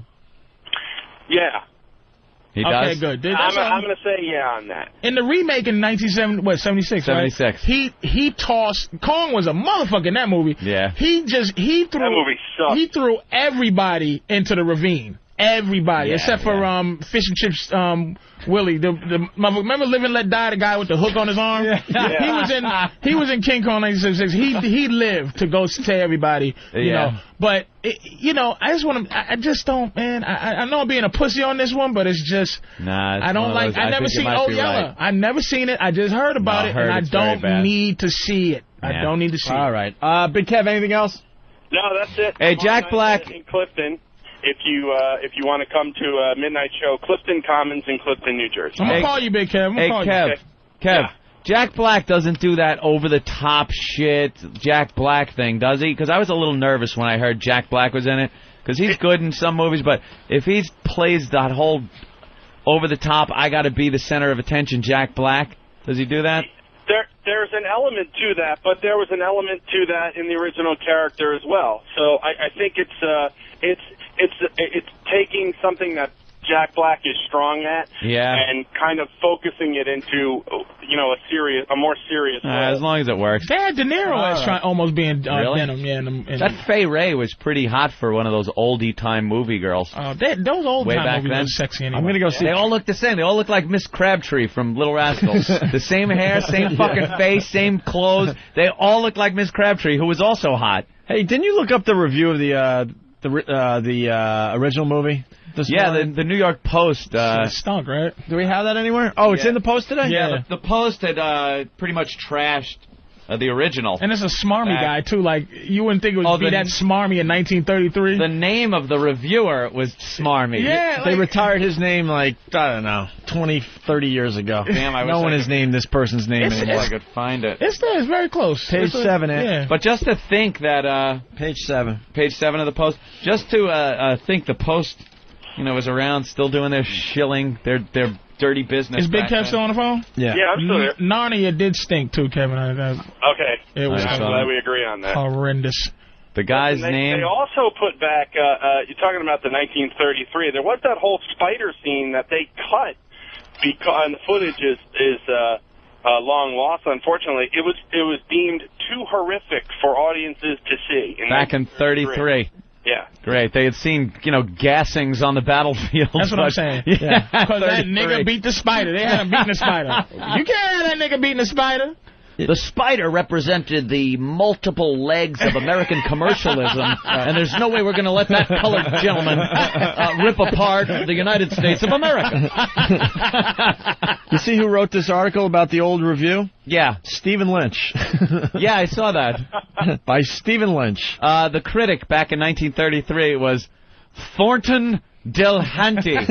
I'm Thornton Delhanty here with my review of King Kong. The fast piano. In fast motion. Somebody, I parked my bike with the big wheel in the front right here. Now, where is it? Dateline, New York City. Big gorilla climbs the Empire State Building. And it stinks, and I don't like it. My review from Jimmy Norton. Yeah, Kong, even though it got panned, what did he say? The critic said, its fantasy element has moments of humor, but its thrills are weakened by their evident effort to be thrilling. What the fuck is he saying? Audiences didn't agree. Kong opened to sold-out crowds at both Radio City Music Hall and the RKO New Roxy Radio City Music Hall's sister theater in a rare simultaneous opening. Yeah. It made $1.1 million. That was opening what? It was in the top 10 of that decade. $1.1 million. The whole time. The whole run? Yeah. Motherfucker. Well, tickets were 35 cents. Boys, we're rich. 35 cents, a nickel and a half. A nickel. It was, they have tickets worth 35 cents during the day, 75 cents at night. Believe me, you were going to Radio City Music Hall. That was probably, a little more expensive than going to the local dive to go see, what else was out in 33? Kev, you probably know. Yeah. I don't know. Schmuggins McGillicuddy and Harleen Johnson star in. White women had black names back then. Madeline Washington and. America's sweetheart, Mary Pickford, will star in our first talkie. And here they are for the big premiere, rolling up to the red carpet. They had Flash Gordon on the what is it called? The thrill, what do they call it? Coming next week? Yeah, the serial. The serial, they call them. yeah. Coming attractions. And here comes the Cadillac with Fay Wray pulling up to the premiere of King Kong. What a wonderful moment this is. I wonder if Fay Wray, do you have a word you could say to the audience? I love everybody, and this is a fantastic place, and I'm going to love the motion picture. Yes, we are, Faye. It's going to be a wonderful motion picture. Of course, the star of the movie, a big gorilla named King Kong. Oh, my God. He's caught on my foot. I'm falling. Kong! Little Dickie Goodman, that parody. I got you. That's all they were back then, the newscasters. Everything sounded the same. Movie premiere. We're here at the movie premiere. It's the most exciting thing. The Hindenburg has crashed. Oh, my God, the humanity. Mr. and Mrs. War is over in Europe. War is still raging in Japan.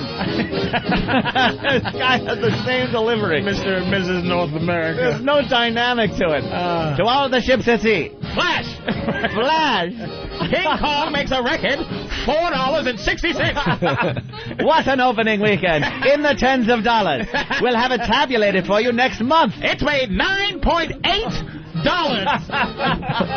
largest opening we've ever seen for a motion picture. Derby Day from Canada. Stop playing dumb, Anthony. You were actually there, you fucking vampire.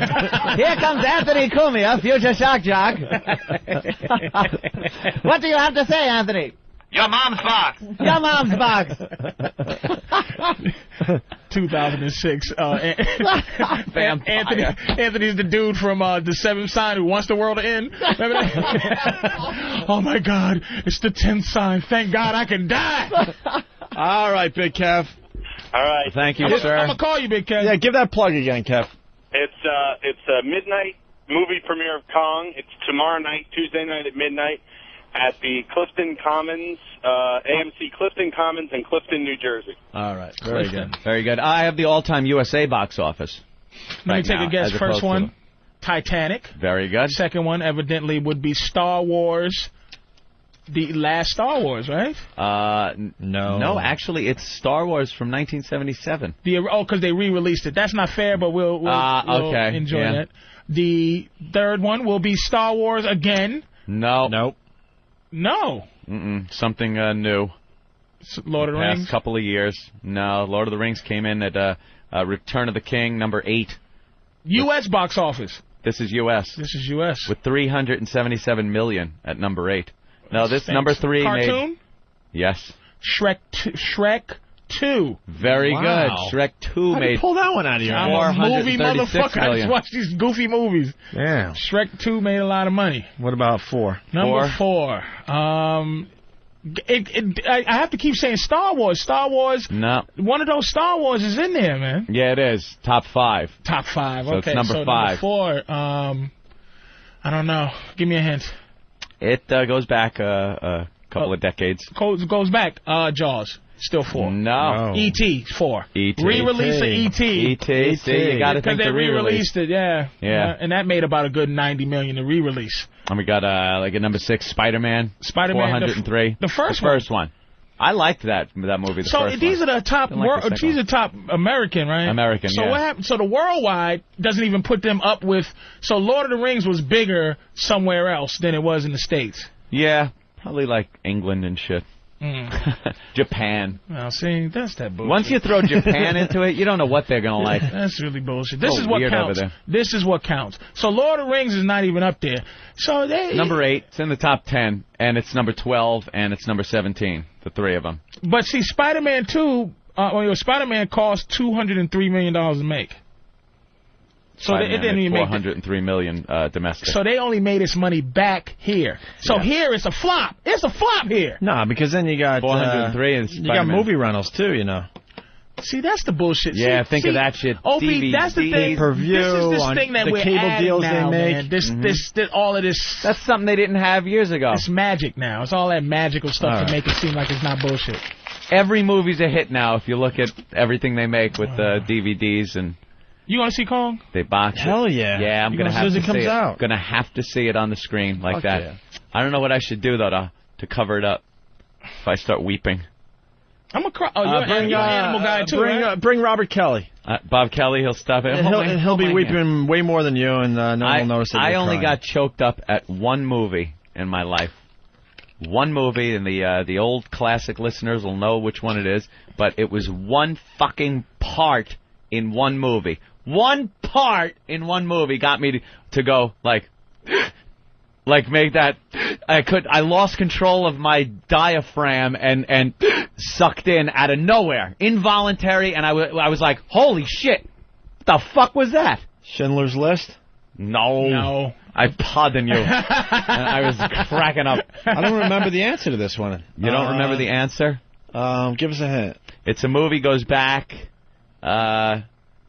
Was it late 80s, early 90s maybe? Not sure the year. It was very a love story kind of. Oh boy, Terms of Endearment? No, nothing like that. But it was also a thriller type, in the early supernaturally kind of thing. Supernatural thriller kind of. romantic. In early 80s, in late 80s. Yeah. Die Hard. It was very emotional. When Mr. Takagi got shot? No. You know what? I think it was more when Hans Gruber was going, no, you're one of them. No, don't shoot me, don't kill. I so felt for him. No. Wow, I don't know. Who stars it? Who's a guest star? Oh, wow. Let me see. All right, I'll give you a hint. The guy was in it. This will give it away, because the guy that was from a teacher from Fast Times at Ridgemont High was in it. Sixth Sense? Nope. There was only one teacher, Mr.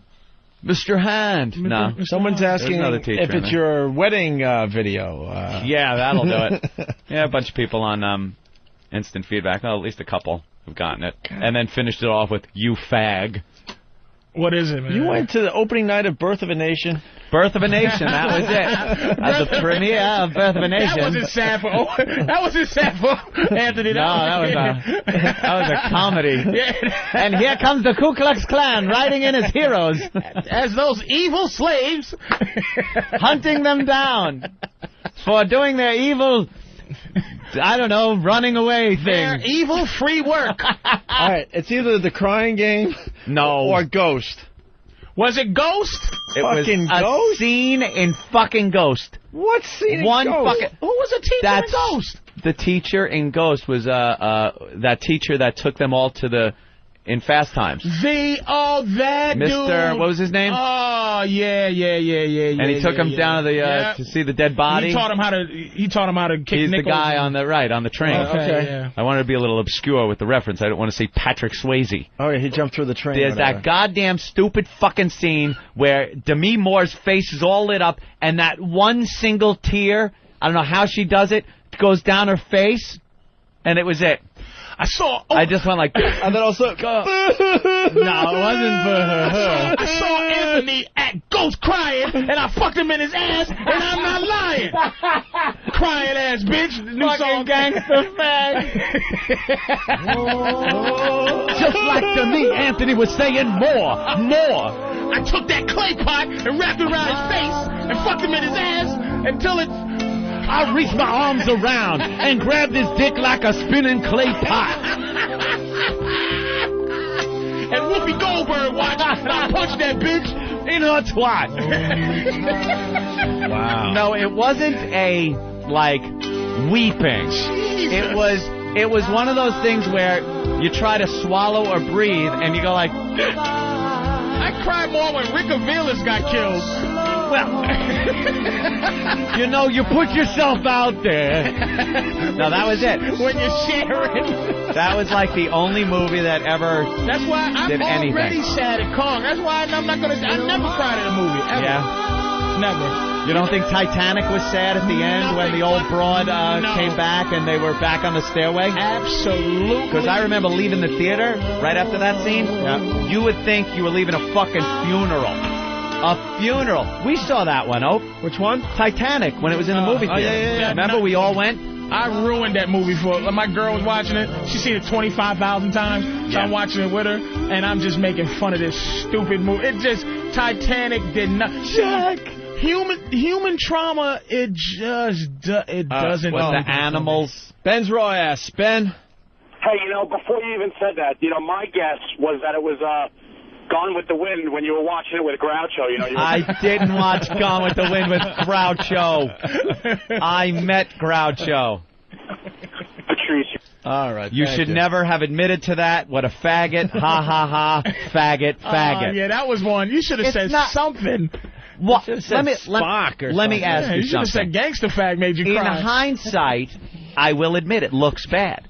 When the movie first came out, and it was like that one scene, it's totally acceptable to me. And I have no qualms or problems with saying it, and I have it's no threat to my masculinity, me admitting that. that it was a moment in time. There were some tough scenes to get through in Bridges of Madison County, I got to admit. Yeah, when Clint Eastwood had his shirt off at the pump well, watching that fossil without his shirt on. I felt bad for... There's a few things I felt bad. I felt bad when I thought Little Nemo was almost... going to be motherfucker, hurt. Little Nemo. Little Nemo almost got hurt, and it was weird. I said, "Oh, don't die, Little Nemo. You got a bad fin." What about Mufasa in The Lion King? Very he sad. died and... Matter of fact, I've never seen Lion King because of that. I don't want to see that. You have never seen The Lion King? I'm going to tell... Watch little Simba when he's trying to talk to his dead father. Come on, Dad. Nope, Come on. Couldn't watch it. I know about it. I just couldn't. Why? Because I don't like... animal stuff. Don't fucking don't fucking fuck with me with the animal shit. I'm sorry. Okay, I almost had a little thing with City of Angels. City of Angels. With Nicolas Cage and Meg Ryan. Almost got a little teared up when when she got hit by the car. You never got a little misty at a movie. Not Platoon. Platoon, which scene? William Dafoe scene. That was a hardcore scene, man. When he did the in the air thing. That was shooting. That scene in that movie that made me very sad. I can't watch too many times. Is when Kevin Dillon shoots at the pig. The pig gets him. There's a fucking old broad. Jesus, what's wrong with I don't know. When he fucking gun-butted that little retard, did nothing for it. Man, he's laughing at you. That's how the gook laughs at you. Do it for Manny and Sal. That's how the fucking gook laughs at you. Dance. Oh, my God. Because this scene did nothing for you? Không phải là Việt Cộng. Ở đây không có là Việt Cộng, không biết không? Không phải là Việt Cộng. Ở đây không có là Việt Cộng, không biết không? Tại sao vậy hả? Sao các ông gà của tôi uống mà cho lên đây giết heo, giết gà luôn. No, that is fan-fucking-tastic. It's the greatest. When that old broad is just jibber-jabbering, and he fucking pops her square in the head. But they don't have on that. You don't have on that when Berenger goes to Johnny Depp. What's she fucking saying? Yeah. She's saying something about you come in here, you're fucking with their rice.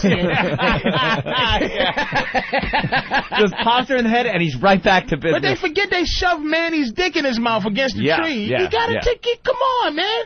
That's it. There was some sad shit in that, but it's just like that village Titanic. Had to pay. Titanic. No, true love. Not even when he sunk down in the water. When he sunk down in the water, my first feeling was, ooh, that's creepy. I wouldn't want to be that motherfucker. That is eerie. All right, let's go to Rob on Long Island. Rob, what's up? Hey, morning, guys. How you doing? Hey. Yeah, the scene that got me in Titanic wasn't like her at the end on the boat or him sinking. It was when they were coming back for the bodies, and you see that woman in the water holding her frozen baby. And it's just like, I don't know, I did that breathing thing that Anthony did, where I was just like, I wasn't going to let myself cry, but that... Yeah, it's one of those where you just kind of hold back. Yeah. And you go kind of... You get that little juggle thing goes. Your throat kind of... You can't swallow. It seems like if you swallow, it's going to be... The whole theater will hear it, like... Like you get, this guy Adam's got a good one. Which one? Saving Private Ryan at the end when he's saluting the flag. Any old veteran thing done. You ever watch Band of Brothers? Watch the series Band of Brothers. Excellent fucking thing. If you're looking to get someone a war buff, a series on DVD for Christmas, Band of Brothers. It's amazing. At the end, they have the actual guys from that were the Band of Brothers. They're all obviously old guys, and they're talking about their experiences, and you just see them, like, they'll be talking, Bobby, I remember Bobby, a young Italian guy that we had gotten off the boats.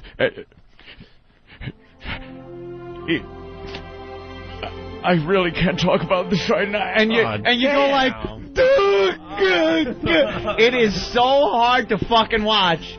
Just your impression, I think I got a little more. They do. They're talking about these guys like it was yesterday, and they were in this experience together that no one could ever imagine. And then, like, he's dead. This guy's still alive, and he's all old, and he's got the memories of him as a young kid. And he'll be talking and laughing about something, and a memory will click in his head, and these big, old, blue eyes. And he's the actual guy. Yeah. That doesn't count. You're insane. The actual people don't count. Only movies count. Movie scenes that an actor did that made you cry. Maybe when Don Corleone dropped in the tomato patch. That was funny.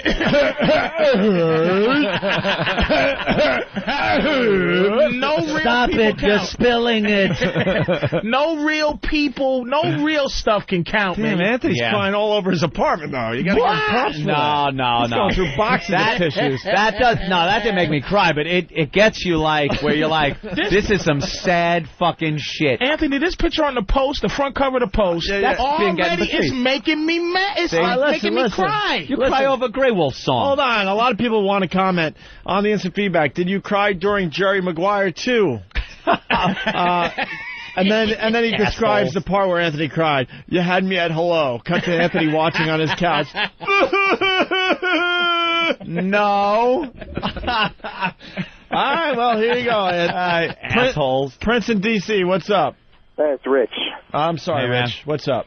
Anthony, I want to know if you cried on Milo and Otis when they got separated. See, I never saw Milo and Otis. You never saw Milo and Otis. Animals. Or the bear. I can't. All right, we get it. You hate animals. Yes. I mean, you love He animals. loves animals. Give me some human. All right, we get it. Give me a sad human one that maybe I see. Chris in Jersey, what's up? Yeah, I want to know if Anthony cried at the end when in Howard the Duck when Leah Thompson. I didn't even hear the rest of How it. about, Guys, how about the Princess Bride? Was anything? Very, sad? very touching. No. No. Well, Anthony, you're not alone. Let's go to a guy named Memphis in New Jersey. He's confused. Memphis, what's up? No, it's a girl. Oh. Stripper name? I'm sorry? Stripper name? I guess my mom wanted me to be, but I'm not. Memphis. All right, Memphis, what's up? No, Patrice is trying to act all tough. I just wanted to know if he cried at Braveheart. Every guy cried at Braveheart. When he got chopped up? Are you fucking Yells kidding me? freedom at the end there. Freedom?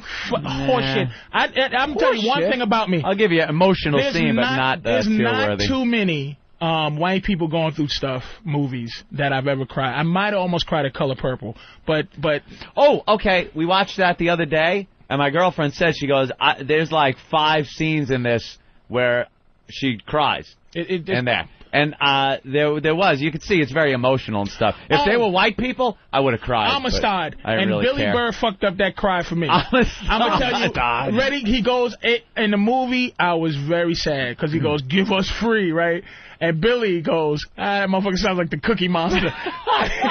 Give us cookie. And I was like, ruined it. He fucked up my cry. Took you out of it. But like the Cinderella Man, I don't give a shit about. He got shot. Freedom. Well, when the sisters at the end of The Color Purple come running together in the when field. they find each other, man, that's some shit. That's, black family shit. See, That sure didn't make black What men about, look good. But not a good light on the black man. What about Rudy? You cry during Rudy? Oh, not at all. Not a tear? Not at all. Sorry, not a drop. All right, we got some more calling in here. Ken in Ohio. Ken?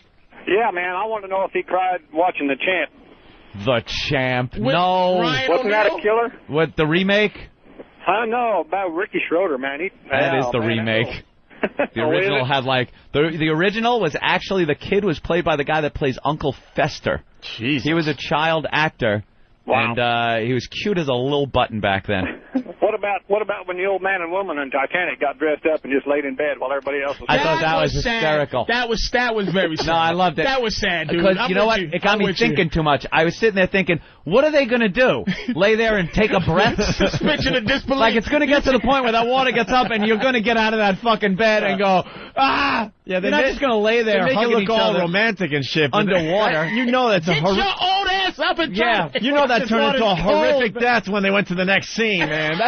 They try to romanticize trying that to shit. get out of it. There was no peace, and then they both made a deal to take a deep breath, and one said, you know what? There was no peaceful death. All right, you know what else is a little That sad? was horrific. Them crawling at the ceiling trying to get some air. That was a little sad. Stupid fucking... Opie's You ever a piece see of Downfall? shit. What did you cry at? We didn't get nothing. You almost cried at. There was some things. What? You ever see Downfall? Oh, Eric just played him out. Oh, we'll turn him in a second. Downfall, when Hitler had to take the cyanide pill and put it in his German Shepherd's mouth and click it to kill his dogs before he killed himself. Oh. And he's attached to his dog. And I know it's Hitler and all, but it's just the guy and his dog. Yeah, That kind of made me feel a little bad. as he kicked a Jew. No. Jesus Christ. I said that on the air when I first saw the movie, and people were like, "Are you insane?" That motherfucker burned up Jews, but he loves his fucking dog. Hitler. I know it's not so bad. I know it's Hitler. He saved his pet But he chimp had a and his kid, dog. and you know something? He did his own dog. He didn't have one of his other guys do it. He was, gave the dog the cyanide, clamped down, and done. And then Hitler kind of walked away with his arms behind his back, feeling all bad about it. John in North Carolina. John? Hey, boys, how you doing? Hey. Look at me like I'm crazy. I know. Yes, sir. Movie Rudy gets me every time. Yeah, I think I had a little moisture during Rudy. A little bit. Near the end of the movie there? That quarterback, it's all worth it. Yeah, Everything you went through. There you go. Glory, when Denzel picks up the flag. God damn it, Glory. That's a good movie. Glory has two. Glory's a great Denzel's movie. one tier. Yeah. That one tier. That single tier thing, there's something about it. That's the greatest. They know how to get us. They do. Mike in Jersey. Mike? Yeah, I actually have two. Tell me you didn't cry at the end of Field of Dreams when he's playing catch with his dad. That was pretty cool. No. That had a little something to it. No? And the other one is Brian's song. Tell me you didn't cry when he went. Back in the day, Brian's song. Yeah. I love Brian Piccolo. And I want you to love him too. Brian's song is iffy. Yeah, it's there, but it's not enough to make a man cry. All right, thank you, sir. Let's go to Gooch in Cleveland. Gooch. What's up, fellas? Hey, man. Hey, did you cry when Bubba got killed in Forrest Gump, man? The big lip retard, man. He didn't know what was going on. What was he even doing there? I got shot, Forrest. Something bit me. I can't deal with that, dude. All right, good. I was in the theater watching it, but luckily there was a chick with me, so it all worked out. There you go. All right, fellas. What'd you cry out, Sweeto? A few of those were mentioned. Rudy. Some of the craziness of Sixth Sense was got me a little bit. So what's the end of Gladiator? All right, what's the thing that taps? What's the part of you that's being tapped? There's no when you crying or anything. No, you're not weeping. But what's the thing where you just get a little? What is that? What is the tapping into Rudy? Because Rudy, this thing, the guy goes, Field of Dreams, he's catching it with his dad. I'm not trying to be stereotypical. I don't know my father. That shit gets me nowhere. Or anything with they soul food and the whole family thing. I didn't have all that to relate to it. Yeah. So what is it about Rudy that you relate to and you go, wow, that is sad? Rudy didn't do anything for me. Well, he worked his ass off, and he finally got a chance to prove himself. Underdog. I think it's any time. Underdog shit. Whether you're crying or not. Shit, right. Whether you're blubbering, crying or not. Or you're just feeling an emotion welling up or something. It's just when an actor can really convey a strong emotion on screen. Yeah. That's what'll do it. Whether it's love or some kind of reunion thing like that, any kind of shit like that'll get you. Yeah, I got another one. But they gotta be good. How about when Ajax gets caught in the Warriors? Now that, I was welling up just wanted to rape the bitch and why do they leave him alone? Ajax. I got another one. 48 Hours, he was great as Gans. Nice gun. I got another one in The Notebook when she realizes that the man next to her is her husband. Which one? That was pretty tough. There's some movies that you're a fan of. Even saying that you saw The Notebook. Right, The Notebook. That was Devin on feedback. All right, we want to get to a couple other things before we get out of here. Boy, we went from fag to faggier, didn't we? Gangsta Fag to crying movies. Jesus Christ. Crying and shit. Gangsta Fag is listening going, what the fuck These guys is pussies. Gangsta Fag will make you cry. Gangsta Fag I'll blow some nut in your eye. Gangsta Fag going, that scene in American Me when they fucked that guy in the butt with the butt knife, that was fucked up, yo. Because I was dead. All right, we're going to go to the other side of this thing we call radio, I guess. We don't need to talk about Shaq the Cop. That's just a joke thing. Who cares? He's actually going to be on patrol doing his thing. Stop it. 5-year-old girl who feels no pain. Have you seen this girl yet? No. She feels no pain whatsoever. They interviewed her on Good Morning America. Listen to this. She seemed so perfect. Such a good little girl, and she was. Yeah. At a few days old, though, Gabby slept through the prick of a blood test, and in the morning she'd be in her crib, quiet, but freezing cold to the touch. Very cold, amazingly cold. But then, she'd wake right up and be happy, and I just remember that. It turns out she didn't react to the pain of a needle or the cold because she couldn't feel it. Pain teaches, pain protects, pain can save you from a lot of bad things in life. What seems at first blush like a gift is in fact a devastating disability. Every childhood milestone has become a new danger instead of a joy. She started cutting teeth, and she had bit down through her skin. She would have bit down to the bone had I let her. It was just chewed up. Well, we decided to pull her teeth because she was mutilating her fingers. Whoa! I didn't see that coming. We pulled her teeth. Didn't even have to take her to a dentist. She doesn't feel anything. We just went out back with the pliers. Oh, she's gonna make a great girlfriend. So through most she gets old enough, man. Through most of that clip, I was just sitting there going, so. Yep. Like, she's not feeling the pain, so what's the big deal? Mm-hmm. She's not feeling it, so when she's 22. But now, sweetie, I'm fisting you right now. Yeah, you don't even know it. How's that feel? What? How does what feel? It must feel great. Oh, no, I'm just paying some bills here. Just doesn't even know. Let's go to the end of the clip again. Teeth, and she had bit down through her skin. She would have bit down to the bone had I let her. It was just chewed up. Well, we decided to pull her teeth because she was mutilating her fingers. Yeah. Yeah, he says it so casually. So mutilating. Yeah, I've had to pull the teeth. Yeah. Wow, that's a hell of an affliction. Yeah, some people you can die from that. You just die. It gets worse. Oh no. And learning to walk just made her more vulnerable. By the time Gabby was 2.5, she had been hospitalized and been injured multiple times. And her little eyes were especially at risk. You'd look away for 1 second, and you'd look back, and she'd have her finger in her eye. You're watching your child go blind right in front of you. Her desperate parents tried restraints. It was horrible. You felt like you were torturing your child. And they tried goggles, but by the time Gabby was 4, she needed to have her left eye removed. Today, the Holy shit, stop it! We really need this with our morning coffee. You're just trying to take a peek at TV before you head out the door. Wait, she would just pick at her eyeball until it had to come out because it didn't hurt? Like, normally you just touch your eye and you know. It would freak you out. Your body tells you don't do that. You would barely be able to touch your own eyeball. Dr. Than is in the studio. Dr. Than, what more info could you give us on this? Yeah, she would scratch, if she felt an itch, she would scratch it.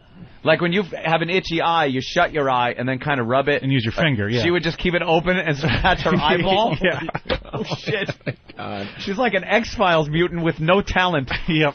There's no way anything she does can help. Nope. I am feel no pain person. I just fuck myself up. Kill her? They are slowly. Yeah, they're just dismantling her. Teeth and the eyeballs, her fingers. You know what I'm saying? It's just like just poor little thing. Well, let's see what else is going on here with her. Shoot her, sweetie. We just shot you. But by the time Gabby was 4, she needed to have her left eye removed. Today, the tiniest actions pose huge threats. Oh, you okay, Pumpkin? Playing with the dog. Don't let her. Ow! We've told her that it's good for her. Wait, was that an owl? They just explain it, yeah. Oh. I was happy for her. She got an owl. Like she felt something. Dog. Ow! We've told her that it's good for her to say ow because it lets people know she's bumped or hit something.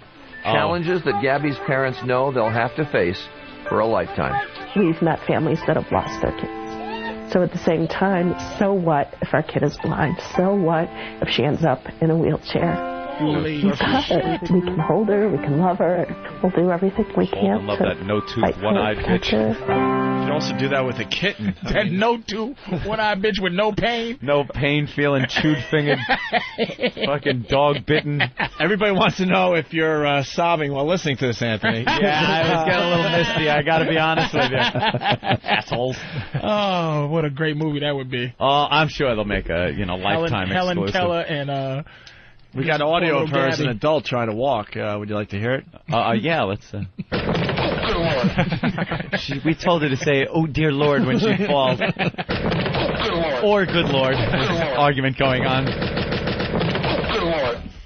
No, and it's not a lifetime that they're going to have to do this until she gets old enough to realize you can't scratch your own fucking eyeball and tell her, When you get a baby out of body parts by babies that time. I know. What did I do? Let's say hi to Craig in Cleveland. Craig, what's up? I just want to say this chick sounds like she's the start of a new supervillain. Yeah, but no power whatsoever to do anything. No power. The power to get fucked up and not feel it. Great. Back to the workshop on that one. All right, we got one more clip. I think Stan Lee's pissed off he missed that one. No pain, girl. No pain, girl. Nah. Crumbles it up, throws it away. So there's some disconnect between the brain and the fingers and every other part of her body, right? Exactly. There's she's got, like Trish said, she has a sense of touch, but somewhere between touch and where we would feel pain, the threshold on her is extremely high or non-existent. I'm not a doctor, but there's just some neuron or something that doesn't. The way it was explained to us is that each nerve fiber is 3 nerves. One's for touch, one's for motion. There's a separate nerve for pain, and in that nerve there is, like you said, a disconnect. It doesn't. The pain signal, even though the finger might be saying "ouch," the brain never hears it. My one for emotion is very sensitive. It must be what it is that I well up and tear up at. First thing I do is my son, not the NFL, I sell him to the highest bidder. He can really take a hit. My son will not feel. Just check him after every game. Check his feet. Make sure his toe ain't gone. Make sure his eyeball ain't stuck. Get that nigga some big gloves so he can't scratch his eyeball. Send him out. Put him in, coach. But she has the itch nerve. Yeah. She can feel itch, and she can feel touch, which is weird. And they're taking away body parts, and the listeners are trying to figure it out now. So they took the teeth out because she was biting through her lips and stuff, right? And chewing on her fingers. And chewing on her fingers. So they took her eye out because she's using her fingers. Scratched her eye. To scratch the eyes. Damaged it. So she has one eye left. So Chris has something here. Chris in Pennsylvania? Hey, they should just take off the rest of her fingers and save that last eye. Yeah, what do you do? So now you they got to sacrifice the fingertips. Right. To save the eye. To save the eye. Rub them with her stumps. That's so fucking stupid. Just take off a half. This is what you do. You snip. For anybody else whose kids have to scratch their eyeball because they don't have pain, take the snips off of 2 adult gloves and tape them to her. Scratch the finger eye or scratch the eye finger. Yeah. And then the eyeball part of it or the teeth part, put a mouthpiece in the fucking kid's mouth. So she's wearing a mouthpiece and glove fingers. A mouthpiece and a glove finger. That's it. She should get into ultimate fighting. Never taps out. Go up against these Tukey Williams type of guys. What the fuck? This chick can take a punch. Some Guatemalan's got her in some hold where the arm is twisted around the back and she's just fucking like... You quit? Show me what you got.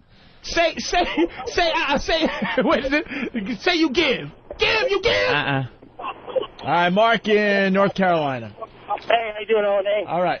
I just say I'll probably go to hell for saying this one, but she can probably grow up to be the next anal porn queen. Oh, wow. Hey, funny show this morning, guys. Been laughing all morning. Thanks. All right, thank you, sir. So there you go. A little audio that Nathaniel found this morning. No eye, no fucking teeth. That's pretty fucked up. It's just, it should be something they could do. They rushed to judgment on that. They just rushed to judgment and left the parents responsible for a little too much. I think there should have been more doctors involved in what they should do. What do? Pull her teeth out. We just let her walk around and scratch her eyeball out of her head. Maybe they should have been watching, like, constantly.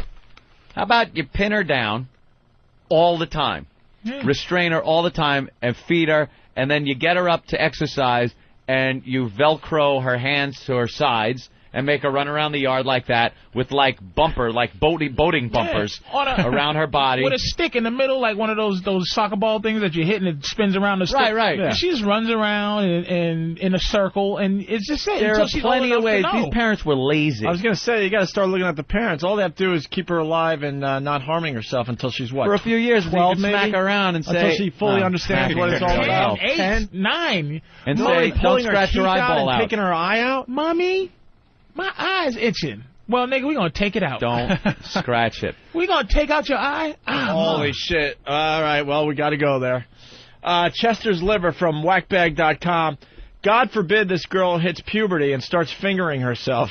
God only knows what her parents will take out next. Oh, no.